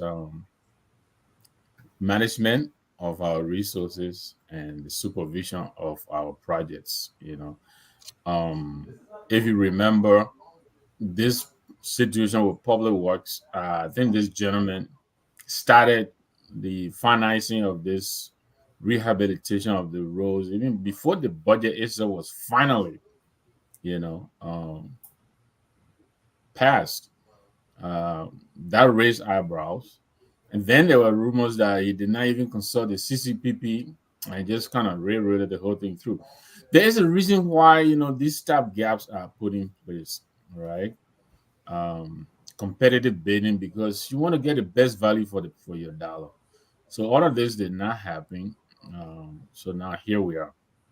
But it speaks, I think, to a larger problem. I think we have a lot of resources available to us. It's the way we are managing the resources available to us. I think this is where most of our problem is coming from. You know, since that Buchanan retreat, we haven't heard anything about the report that was forthcoming. All that money that was squandered in Buchanan, I think about $500,000 or so. Right after that, there was another retreat in Margibi. We haven't got any report. So Take it easy with my Basel people. both Buchanan and Margibi, right? So the pro team is really doing well for the Basel there, isn't she? For 2029. Anyway, that would be for another day. But I'm saying here, the bigger problem is the management supervision of our resources, and I think this is where we really fall on the sword. The meager resources we have available to us, we're not managing the resources properly. The president, he reduced his salary, which is laudable, but and then what? I think the commerce minister is the only person who follows suit. you know we could save a lot of money in that department, reducing all these fabulous salaries. We could save a lot of money, you know. So when the money then becomes available to us, it's a question of how we utilize it. I don't know what the act is that created the Ministry of Public Works, but I'm not sure if the Minister of Public Works necessarily has to be an engineer. It's rather the Minister of Health, where the minister doesn't have to be a doctor. But every manager has a responsibility, right, to go out and identify, tap the best and the brightest, and effectively execute so that you get the biggest bang for the dollar. I think that is what every manager is supposed to be, shooting for. I'm not sure this is what was done in this instance. So what we have is a couple of actors in government who zealously and you know um, in a hurry to please an audience of one. They all want to please the president. I think this is probably what minister really wanted to deliver on the president's promise of rehabilitating all major roads within 90 days. I think that was his attempt, or that was his drive, which is laudable, but do it right and then get the best to advise you. I don't think this is what was done. So we're here. Of course, the legislator from Grangita, I don't know where that came from. But again, you can always expect that to happen along the way, So yeah, this government, I hope, every time they recalibrate, I know this is not part of the discussion, but I have to laud him for the president for finally listening and reconstituting the committee for the Office of the War Crimes Court. At least he listened. And he's finally doing what he should have done in the first place. Bringing on board the bar association, civil society, the religious. I think this is what is going to help him. So, there's a lot of stuff that's happening that shouldn't be happening. It's taking him a while to figure out how to get around these things. But in the meantime, our whole fiscal year is almost gone, and not much has been accomplished. Before you know it, we're down to 5 years or 4 years, and then it's time for electioneering. That's right. So yeah, here's where we are. Most of the promises are still, dangling. Most of the promises he made to the people for which he got elected. Great. I'll leave it there. Let me start with Dr. Booty on this one. The RIA is in the news again. This time, more serious than has ever been. There was basically or crash. When we say crash, it doesn't mean the plane fell and broke to pieces, but major damage was done to this aircraft to the point where there's several runways were damaged. Dr. Booty, this is serious. I remember a year ago, a few months ago, they were talking about, yes, the airline the airport was being maintained, things were being done, but we didn't have electricity throughout. We have gone from electricity now to this major disaster. Thank God that it was able to come to a rest. Dr. Booty, what is going on here? Well, the thing is, there has been investment into the airport, right? So we've got a new terminal, and my understanding is in the process as well, there was some repair works done on the runway. I read with interest the press release from the Liberian Airport Authority, which indicated that all of the facts are not available just yet.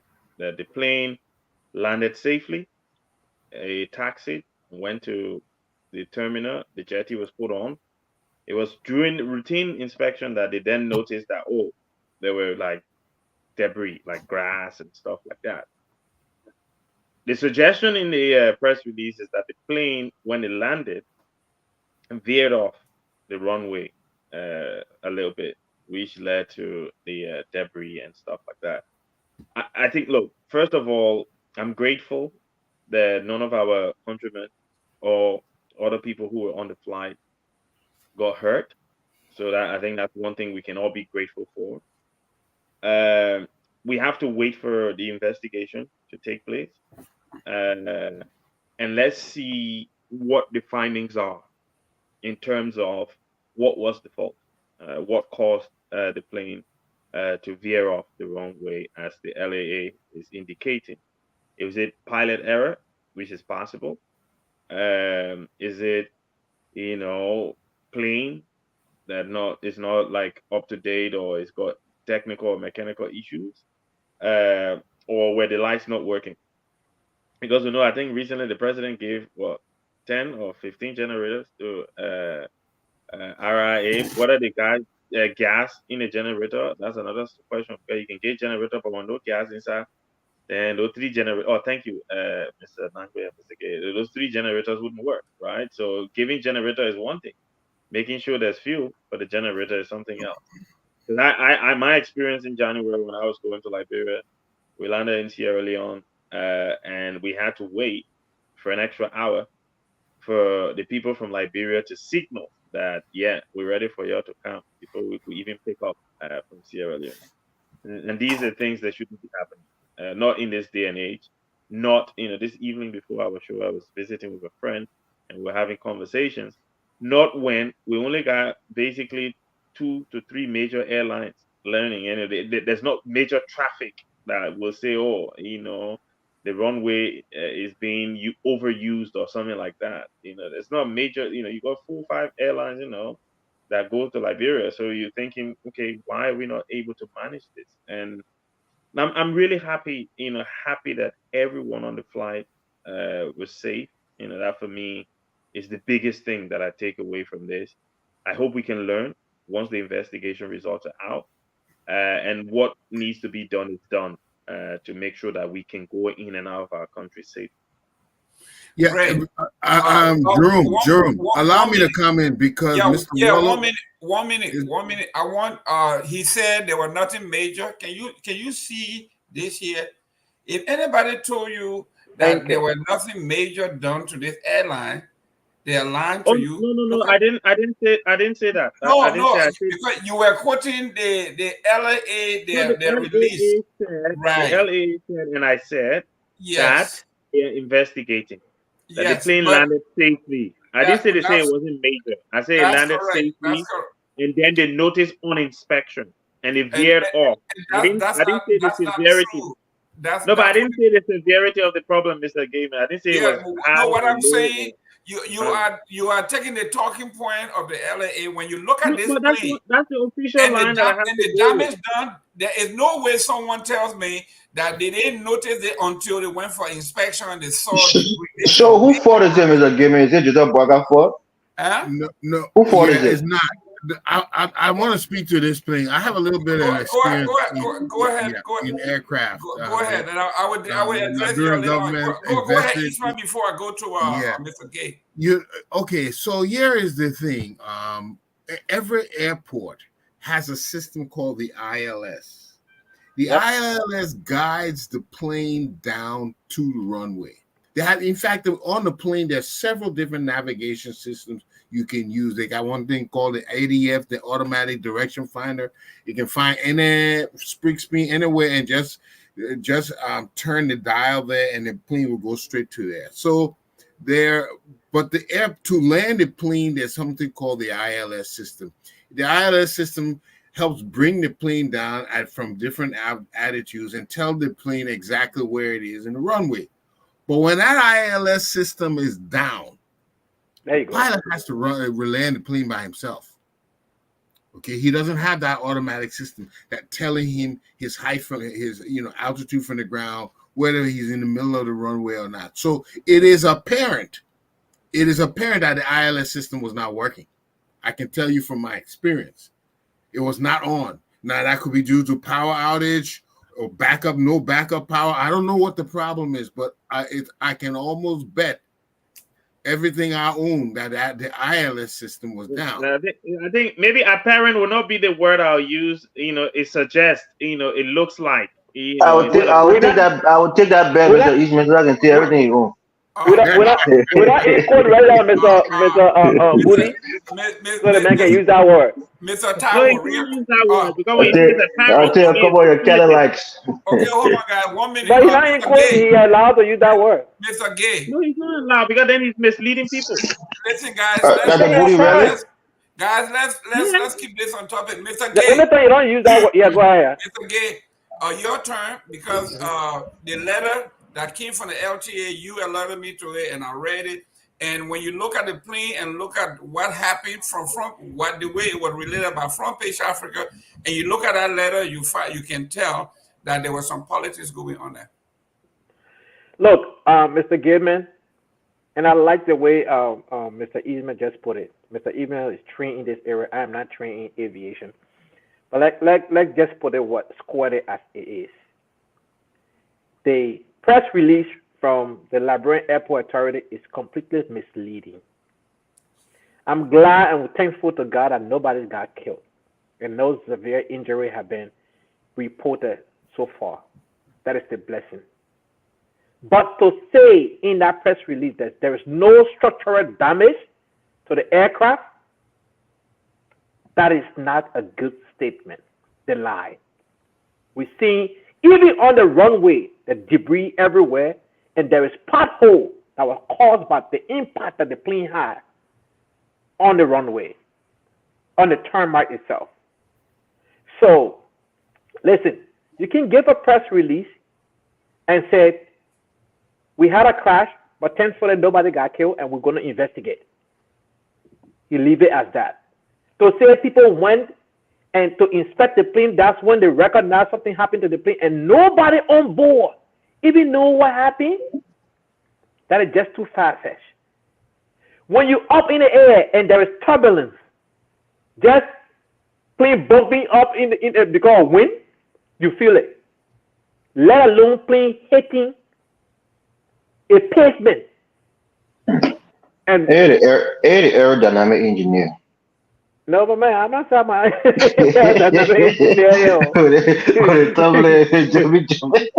I mean, but we know what turbulence is, right? Right? Okay, go ahead, If anyone give me a hard time, come back me up. Yeah. But here's the thing. What is not good sometimes, don't do it. The Liberian government do not have control over aviation information because there is something called a black box that stores every information. The last communication from the pilot to the tower is recorded. What was said from the pilot to the air traffic controller in that tower will be traced to see when he's searching for help, when he is seeking help, was the system working? Or Give me, but, is but this let me, is this thing here? Did somebody wrong? Is there a cover up? Is there some kind of investigation? Is the Judah Boycott government trying to hide something from us? What's really going on? What is the reason for this topic for us to discuss it? for me, the way they put out our press release is misled the people. Are you They guys didn't getting me? recognize. Yeah, they didn't recognize. They didn't recognize the what's the name? They didn't recognize. They didn't even talk about crash. They didn't even say there was a plane crash. The way the press release is drafted, they only said the plane There was landed a safe, collusion, but not collusion, but collision. But it yeah, was but not mentioned. These things happen all the time. Why No, are we but making it a big deal? listen, yeah, but they didn't recognize there was a crash, right? Mr. The crash does not mean everybody has to die on the plane before you call it a crash. There There was was a a crash. collision. Mr. Morris, Collision and a crash are not the same thing. mentioned. It was not even mentioned that there was collision.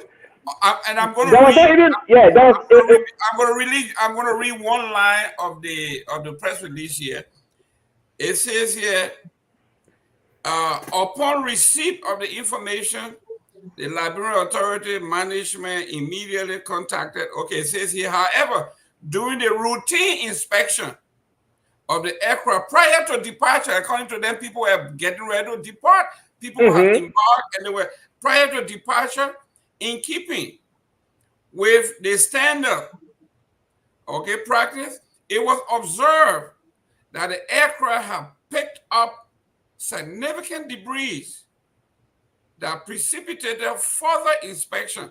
As a result, the airport safety compliance team inspected the plane, the runway, and observed that portions of the runway prevented the shoulders have been damaged. This is serious stuff. And for you to say, and furthermore, there were even people on the plane, did not recognize. not aware of what happened. And So it wasn't significant enough. Mr. Gamer, let me say this. Royal Air Maroc is one of the worst airlines in Africa. Agree. One of the reasons is because the theft that goes on that airline. A lot of people put their stuff there, it gets missing. There's no recourse. It's terrible. It's almost like I hate to use the word, but it's almost like a mafia airline. They don't give a damn about you. Whatever your property go on there, if you take anything valuable to like, bro, don't bring on Air Maroc. People knows that. So the point here is, it's not the government fault. It's a negligence of the airline, number one. And if hold on, Mr. Gamer, if the impact, But I didn't conclude though. if the impact was insignificant enough for people not to notice it on the airline, and because even before plane take off, you have to do an inspection of the plane. You have to do fueling, you have to do inspection, and that was a routine inspection, and it saw that something happened, and they course correcting it. So why are we blaming anybody here? No, It's not the Judah Boycott government fault. Let me Listen, land on your Mr. Gay, point. So there is a reason why go ahead, I'm Mr. Gay. concerned. I don't know about other people. I'm concerned that one, they said there was no structural damage to the aircraft, according to that press release. You can clearly see the structural damage on the aircraft. What structural damage? I mean, Anthony Gay. You see debris stuck in something that looked like some kind of intake. Yeah, what kind of structural damage are you talking about? Don't you see the damage here? So, I mean, look, Maurice, I have nothing personal against this government. But we see the damage on the plane. They even call another plane to come pick up the passenger, right? And they themselves said there was a damage on the runway. If nothing is significantly happened and all the people on the plane did not even notice what happened, what is the damage on the runway? You mean plane? You guys can see sometimes when plane are landing, it might dip or sway one side sometimes, and it kind of even out itself. Dip and sway one side. Even if it's Mama, you were not there. You know what happened. Why we trying to act like we're so expert on this thing? We don't know what really happened. But Mr. Morris, we fly a lot, Mr. Morris. Don't act like we don't fly. Mr. Morris. No, I eat a lot. Is it me? I'm a chef. Come on, man. Not because you do something that makes you an expert in it. Stop it. Nobody claimed. Mr. Morris. Nobody claimed to be an aviation expert here. I gave a disclaimer when I was speaking. I'm just using common sense and the language used in the press release. Again, I'm referencing the press release. I never claimed to be an expert in aviation. So in your common sense, when the people say they didn't feel the impact, what does that tell you? That they No, all not lie the on the people. plane? But first of Nobody all, it's said not the that. passenger Mr. that's Murray, saying you're that. missing the point. It's the Mr. government Gay. press release. Mr. They Gay, didn't need 1 the minute. passenger to know if they felt something or not. We don't There know. you go. The Yeah, press but release never that's the said that point. they Look, Mr. interview Gavin, anybody. Mr. Gavin, 1 But minute. That's the yes, point. Mr. Gay just made the point. We don't know. So let's let the Exactly. investigation go ahead. Yeah. Why And then why when we the trying to speculate? we In can the listen argue. to press, hold this. on now. In the This is same not a press release, conspiracy. It's not a cover all up. due Why are we respect, in trying to the make same it seem press like it release, is? It's a there was cover up. no No, structural Mr. damage Gimme, to you the can't say that. aircraft. Cover Yeah. up for what? Who Okay. benefits from the Look at the cover up? aircraft. He said there was no Listen to structural this. damage to it. Listen to this. Let me go to Mr. Tao. Mr. Tao, 2 weeks ago, there was a friend of ours, anti-George Weah person by the name of Apola Jackson. Apola Jackson said they were landing in Monrovia and the airport was not late. They had to veer and go back to Sierra Leone just 2 weeks ago. Okay? So when you put these things together and when Mr. Eastman talked about, obviously the system was not on and these people were learning not by instrument, but they were learning physically, right? You can put one and one together that these people are trying to cover up what happened there. The actual problem here is that there were no lights. There were no landing facilities for the airline, and they were not doing instrument landing. Go ahead. Yeah. You Okay. move. No, but So Mr. Tao, sorry, let me interrupt. So why the plane go back Sierra Leone then? Then there was no light. If the wait other now. plane went back Sierra Leone, why he forced it to land? But Okay. did you hear what This is their Apola said? speculation. It's not even verified that there was no Go light. ahead, This is what Mr. they're Tao. thinking. Mr. Morris, let's accept Mr. Gamer's point, Listen, right? The listen. other plane went I'm back. coming to Why you. he go back? Why he force it? That Mr. Taiwo, go ahead. You Yes. chime in. So look at what happened here. I don't. This stuff is not even a boycott or we are or something. It's one of the problems that we have in Liberia. Yes, it's happening under this administration, and if something happened, you look at the present administration, but it's the same airport, right? And I will actually put the blame on this airport issue on Ellen, on the former president. She put in a very, very bad system for that airport, and I don't know why she did. But when it comes to this, there is no way for us to know what the actual issue is. It's possible that the airline, the pilot might have missed it here in the U.S. because I don't really use the U.S., but I'm just because that's one of the stuff that they use here. But so if I can borrow that, where the runway is lit, where they have all of the instrument landing and everything, pilots still miss runway. They still land short. And from what I look at and from everything that I read, and I spoke to somebody at the airport, I know several people that work there. Some of them were on duty that night. The runway lights were on.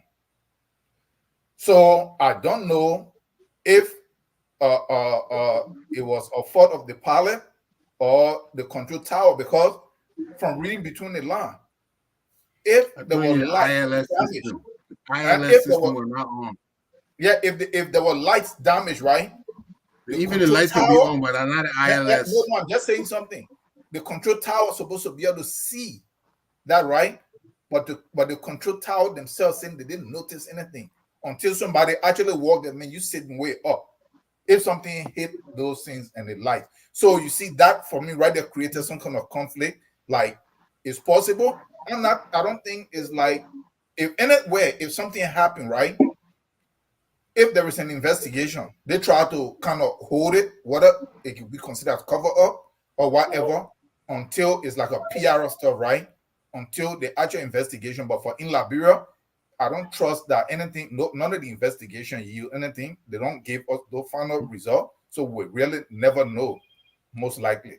But look, I was in Casablanca and was supposed to fly to Monrovia, and we stayed over there for 9 hours. You know why? Because there was no light on the runway. So we hung around for a while, and then no light in Morocco or no light in Liberia? No, there was. I was in Casablanca and was supposed to fly to Coming to Liberia. RIA. And then So for 9 hours there was no light in Liberia. So you couldn't get on a flight to go to Liberia for yeah, nine on our hours. time to also come, we had like a 4-hour layover, but we had to be delayed for 9 hours because the lights were not working.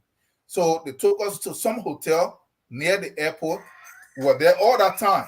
Then as we were getting sleepy, like around 9, I was about to lay down. They said, hey, we got signal from Monrovia, let's go. They brought the bus. So I went to the pilot. I said, are you sure that the light is on? And he said, yeah, we got It'll do a jote to you. No having a jote. So that I is said, how, don't have a jote.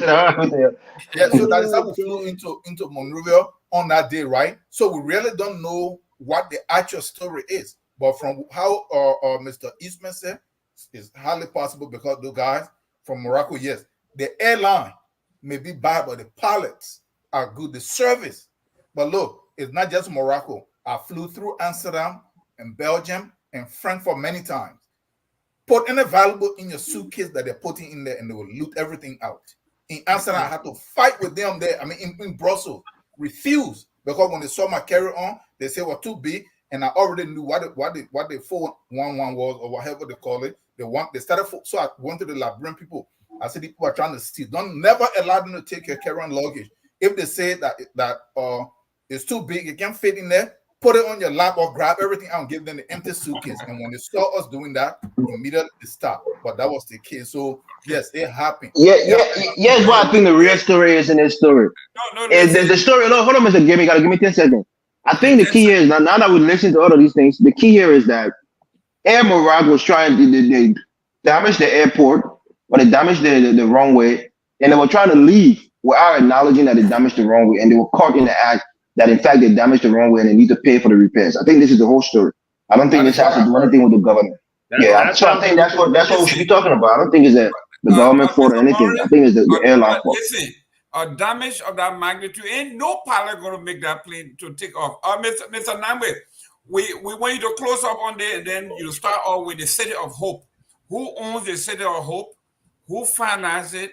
How it should benefit the Liberian people? So close up on the airline thing, and then begin with the City of Hope.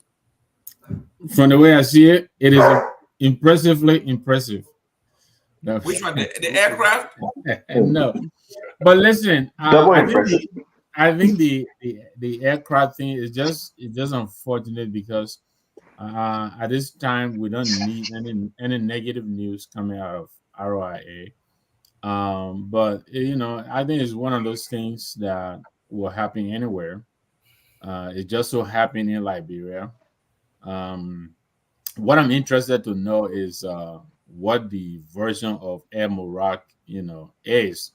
I need to hear. 737, the one that is falling out of the sky. That is the plane. No. What I meant was The plane fall out of the sky. We're going to play stuck the wrong way. No, I meant their understanding a story of what happened. I'll be interested to know what the pilots told their corporate bosses of the perception of what happened. It is true. The report said the plane landed around 5 in the morning. I believe around 5 in the morning. It may still not be too bright in Monrovia, so there may be an absence of maybe lighting or something like that. But yes, still, The pilot were drunk. they have landed over there on numerous occasions. So, like many have said, thank God that nobody got hurt in this incident.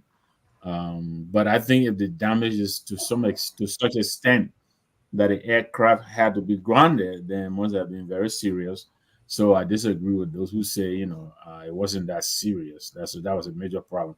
But all in all, I don't know. I don't think the blame will really fall on the RIA or the government of Liberia. And like I said, I want to see how it is being perceived by the MROC people, and then we can balance out the true story of the release from the Civil Aviation Authority as well as MROC's own version of it. That's what I got to say about that. Great. Now, the City of Hope. Yes, the City of Hope. I think that's a good thing, although there were reports precedent to the dedication ceremony as to the ownership of this program. I don't know whether that really matters, but the reporting that I saw,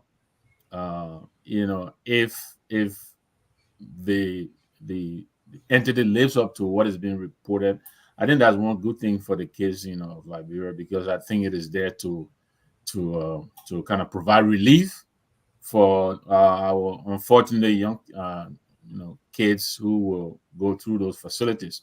So congratulations to the former first lady for this project. I just hope that it is the effort in it is sustained to keep it open. That's what I gotta say. Great.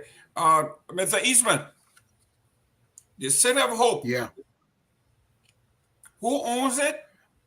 How do they sustain it? Where the budgetary aspect of it is coming from? What you think? Before I read what I have here. Yeah, I asked this question years ago, because it was built through the First Lady's charity organization, and she solicited various funds, and in fact, it is a very good thing for Liberia, without a doubt. This thing is something that will be benefit Liberians, but the ownership, and that's what I want to know. By right, as far I'm concerned, because Liberia was used as the way of rallying the funds and whatnot. It should definitely be either a charity owned by the charity organization or the Liberian government, but it shouldn't be privately owned. So that question, I've asked that question many, many times. Even the land that was acquired to put it there, to build such an elaborate compound, how did they acquire that land? Now, if you use what's that thing called? Where the government can take your land, Eminent domain. Eminent domain. If you use eminent domain to acquire these properties, then again, it has to be for government, or it has to be for a governmental project. So my first inclination is it belongs to Liberian people through the government or through some organization. But I could stand wrong, because a lot these days we do not follow the laws of the land. So I have that. I ask the same question: who actually owns it? That's my question too. Great question. Let me answer it. Then I go to Mr. Tower. And this is what I got from an affiliate. It says here, the City of Hope in Liberia is operated by the Clara Hope Foundation. So it's owned by her foundation, which was established by the former Liberian First Lady Madam Clara Marie Weah. The multi-purpose complex is dedicated to providing quality education, technical training, and a better way of life for orphans, street girls, disadvantaged youth. The City of Hope includes facilities such as school, all the blah, blah, blah.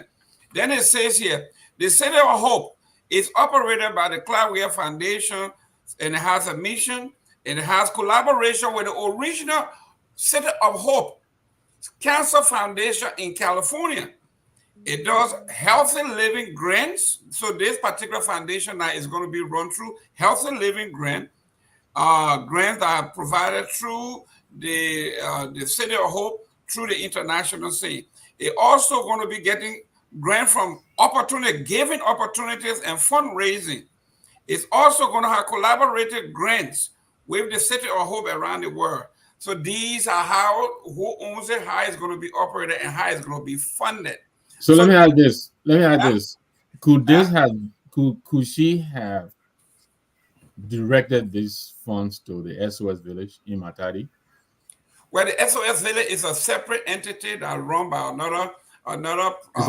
Is that a privately owned? Yeah, it's a privately owned foundation that a cousin of mine benefited from. But yes, Mr. Taiwo, the same question everybody have been asking. But for me, who actually run a foundation and own one, I had to dig and see how the funding was going to go, who owns it. It is not personally owned but everybody set up their own, like the Bill Gates Foundation and all of that. They use their foundation, solicit fund to carry out the mission. Mr. Tower. Please don't mention the Bill Gates Foundation because I've done too much study in it. But listen, I'm just saying this is how foundations work. Yeah. Okay. Mr. Tower, just forget that he mentioned Bill Gates, please. No, but look at what happened here. Yeah, because there was a lot of nasty thing that happened inside that foundation. But in the first place, I have been raising this question for a very long time, and these are the crimes that are committed against Liberia. You know, from everything that we've been talking about here, like, you know, why they did the rule like this, something is wrong, they're not getting it. We have a fundamental problem is corruption. Where the clear where come from? From the diaspora. This lady was here, broke, didn't have anything. Her and the husband didn't even used to see each other till he became president. She came in there. This lady handled $12 million of the country's money in 6 years. She didn't run a single thing. When her husband had all this money playing football, she didn't even come to Liberia one day to set up anything that she cared about Liberia. Then she come over there, they offered the position of first lady. You are just the wife to the president. They created a criminal system to budget out money for her, launder money through her. That is what I would call it. Out of a sudden, she has a foundation. Let them publish the donor list and say how this money was donated and in whose name. No, this lady, she should have waited. If she was going to set up her foundation, she should have waited. She shouldn't have handled public money. She need to be audited. But you see, again, the moment you mention audit, they say, oh, they're going after sedition and all of this stuff. But this is our problem. The people that are committing the crime against us, if I am from this other tribe, then I'm saying that they're hunting this tribe. But then I want for them to investigate the other guy that is from the other tribe. But at the end of the day, they're stealing from the country. Man, Liberia is too small for $12 million. What did she do with the $12 million? Tell me. What project did she run with the 12 million? You know what it can do for LU? It can expand that place and create all kinds of engineering labs, all kinds of stuff. That place big, my man. Mr. Tower. Mr. Tower to be no, Mr. Tower. Now listen. What did she do with 12 million? Listen to this. To be honest here, Our resident conspiracy theorist. we are talking about an entire city with about 15, 20 buildings, gymnasium, you name it. So don't say this. Now, Mr. Booth, Everything is a conspiracy side. Everything. Mr.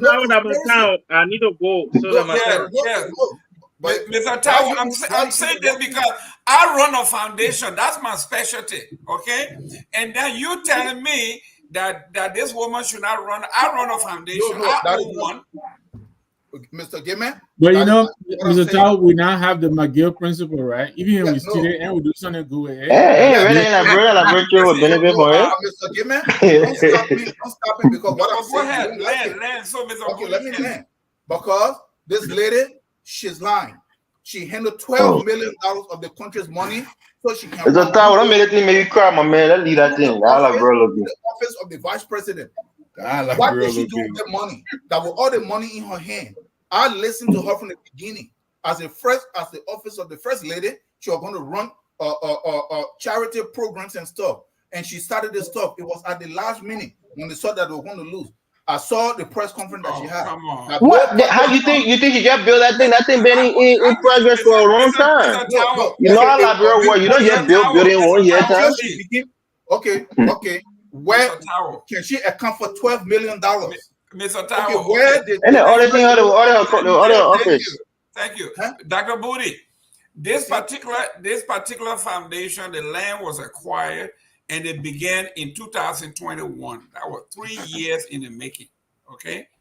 Actually it started 2020 with the acquisition of the land and the construction. Listen.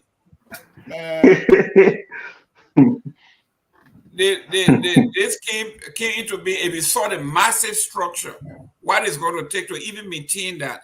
And I listed for you the collaborative agreement between the Hope Foundation, which is a cancer foundation in California, and it lists how they're going to fund, where they get their funding from. How, because we talk about substance, and I listed everything.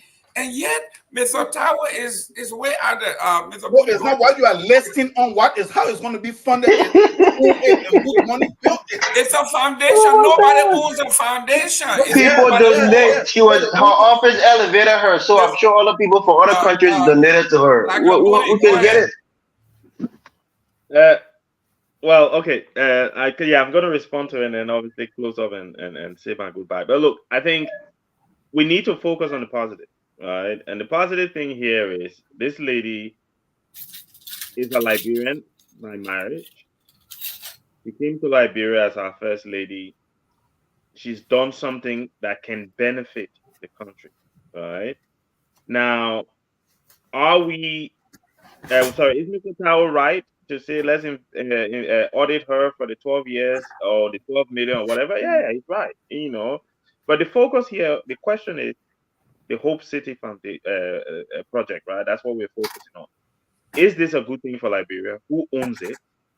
And how is it going to be sustained? We know that the Cloudware Foundation is the owner, right? We know that the Cloudware Foundation set this up to help young children in Liberia. We know that through what you've read, Mr. Gaiman, and some of us will now go and do our own research, that there is a sustainability plan in place. Because for Liberia and most countries on the continent, that's where we always struggle. We'll come up with these grand schemes and no way of sustaining them, right? So she, at least based on what you've read, has put something in place to sustain this thing so that young people can benefit. And I believe, right? And this is my honest opinion, that if it goes the way she's hoping, she will probably spend more than 12 million in the next 10 years or whatever of running the organization, right? And the input that these young people might have into the economy of our country might be worth more than 40, 50 million as well. So we need to focus on the big picture. It's not funny, right? If 200 young people go through this institute, right, and become good citizens in our country, they will work, they will contribute, they'll pay taxes, they'll develop their neighborhoods and things like that. So I'm optimistic about the project and what it can do for our country. I'm glad that she's done it, and I'm glad there's a sustainability plan in place. I'm also happy, that we managed to cover these very important topics today. And as always, it was great being on the show today. And hopefully, I'll see you gentlemen again next Sunday. Hope you have a good afternoon. All right. And Matana, Mika. Before you go, Mr. Gaiman is one of the contributors. He will be one of the sustainers. Look, let me. I contributed $150 last year. So that's a lot of money. Let me say this. Look, Joseph Boyka Foundation, who I think in the last 6 years I saw donating one hand from somewhere in Liberia. When he became president, the man donated a lot of 3D printed buckets and tubs to baby at JFK. And they were touting it. They posted all on the executive mansion. The president donated so and so from the Joseph Boyka Foundation. What about the camera to Maggie B? Right. And he donated some kind of Japanese boat to, I think they bought a Grand Basel or Roses or somewhere. Whole foundation. So it tells you that once people get in position of power in public office, that their profile become elevated. You get more people donated. You can talk to heads of states or other first ladies, and have them to to donate to your to your project. But I think ultimately they should belong to the Liberian government.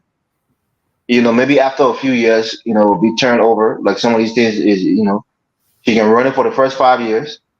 And once it's kind of stabilized, you can turn it over to the government.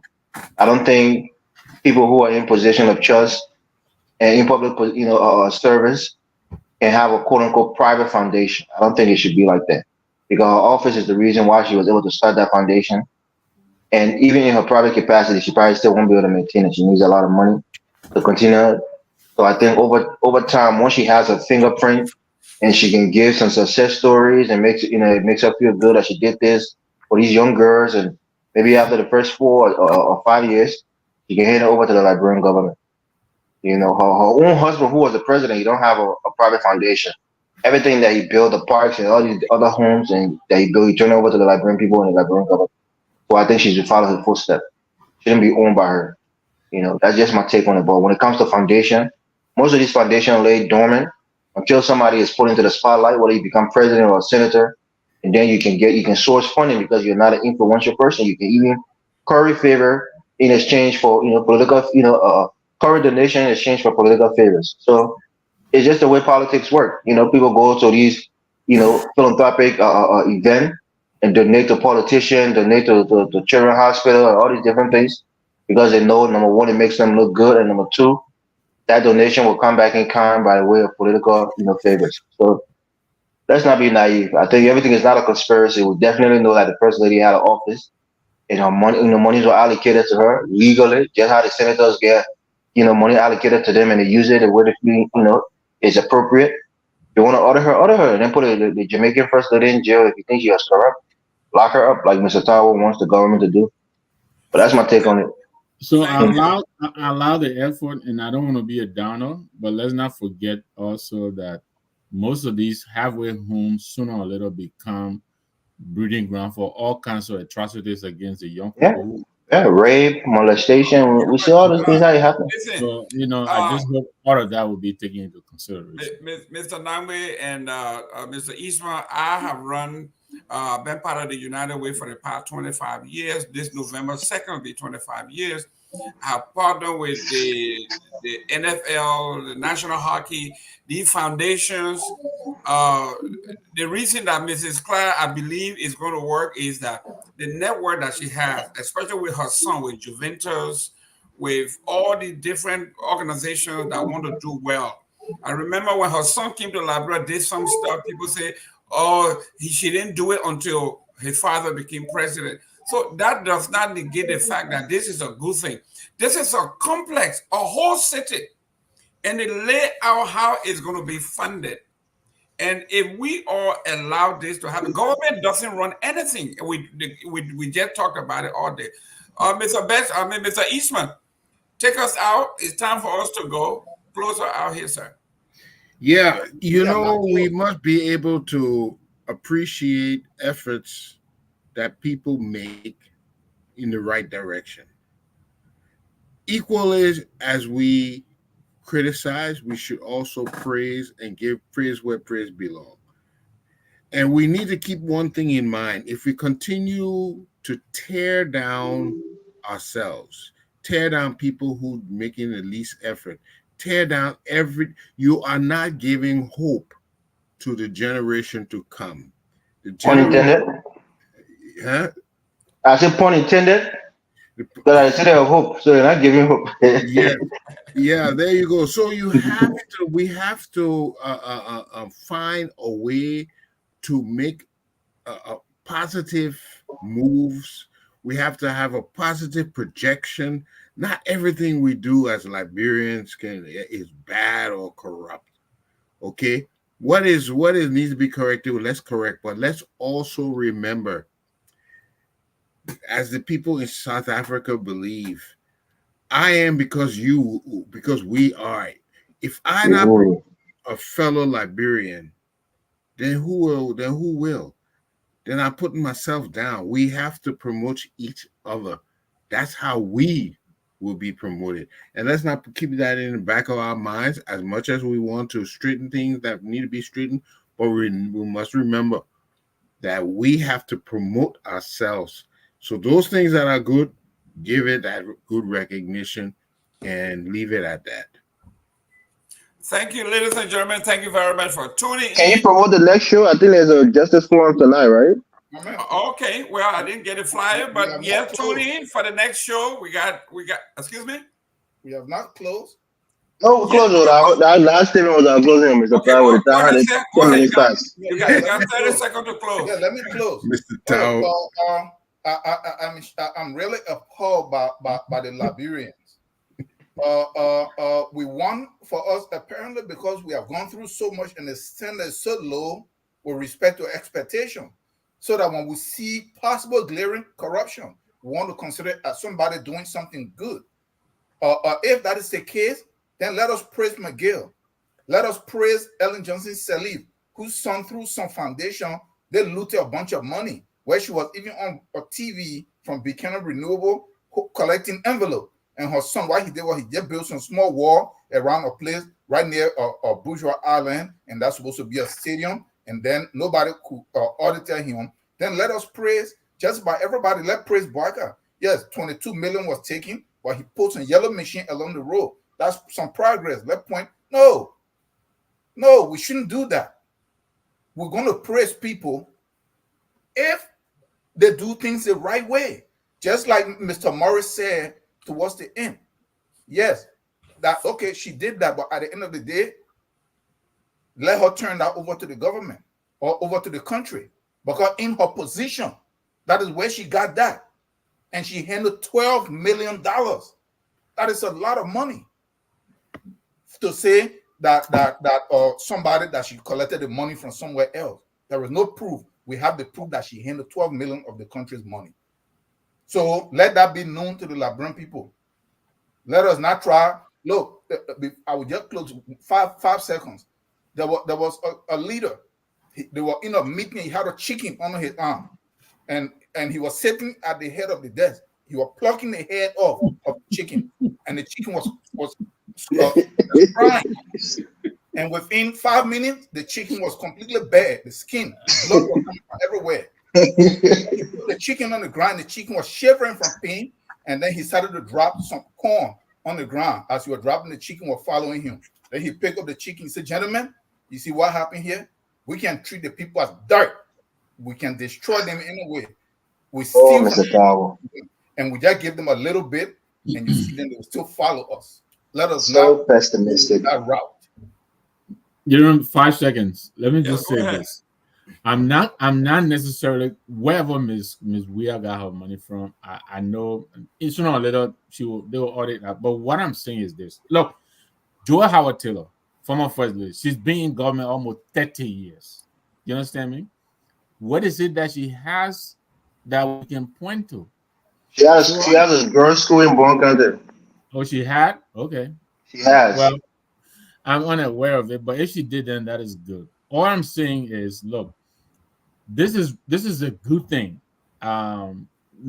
Yes. Do we question how she got it? Absolutely. But is it going to benefit us as a people? I absolutely say yes. I think this is where I am going. Yes. Should we worry about how she got it out of that? Yes. We should ask the questions. And if she told the people money, yeah, she should be made to account for it. But I think this is a good thing. That's what I was saying. Thank you. Great. To make I second that.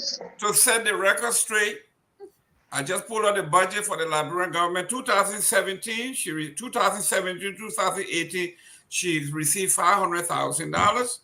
2018, 2019, she received $1 million.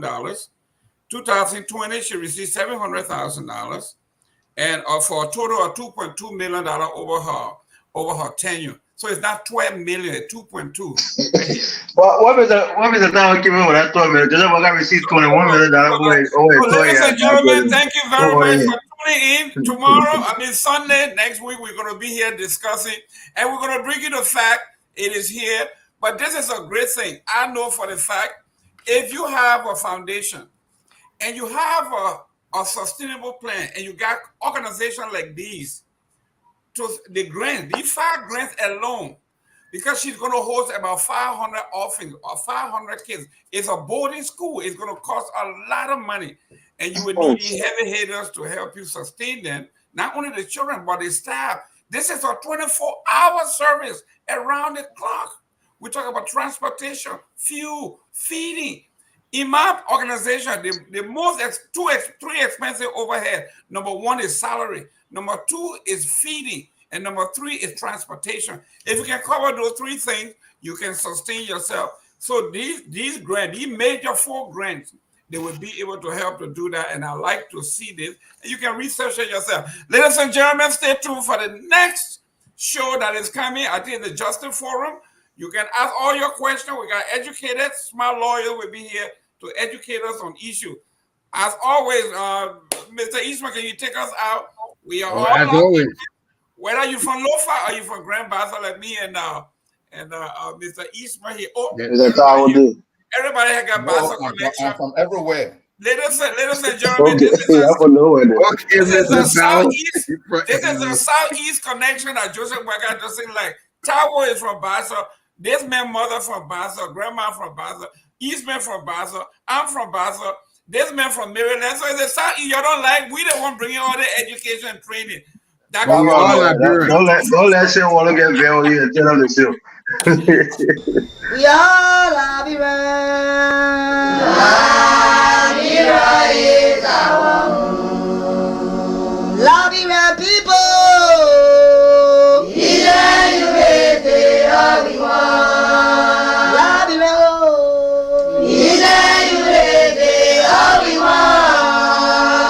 Liberia, Liberia.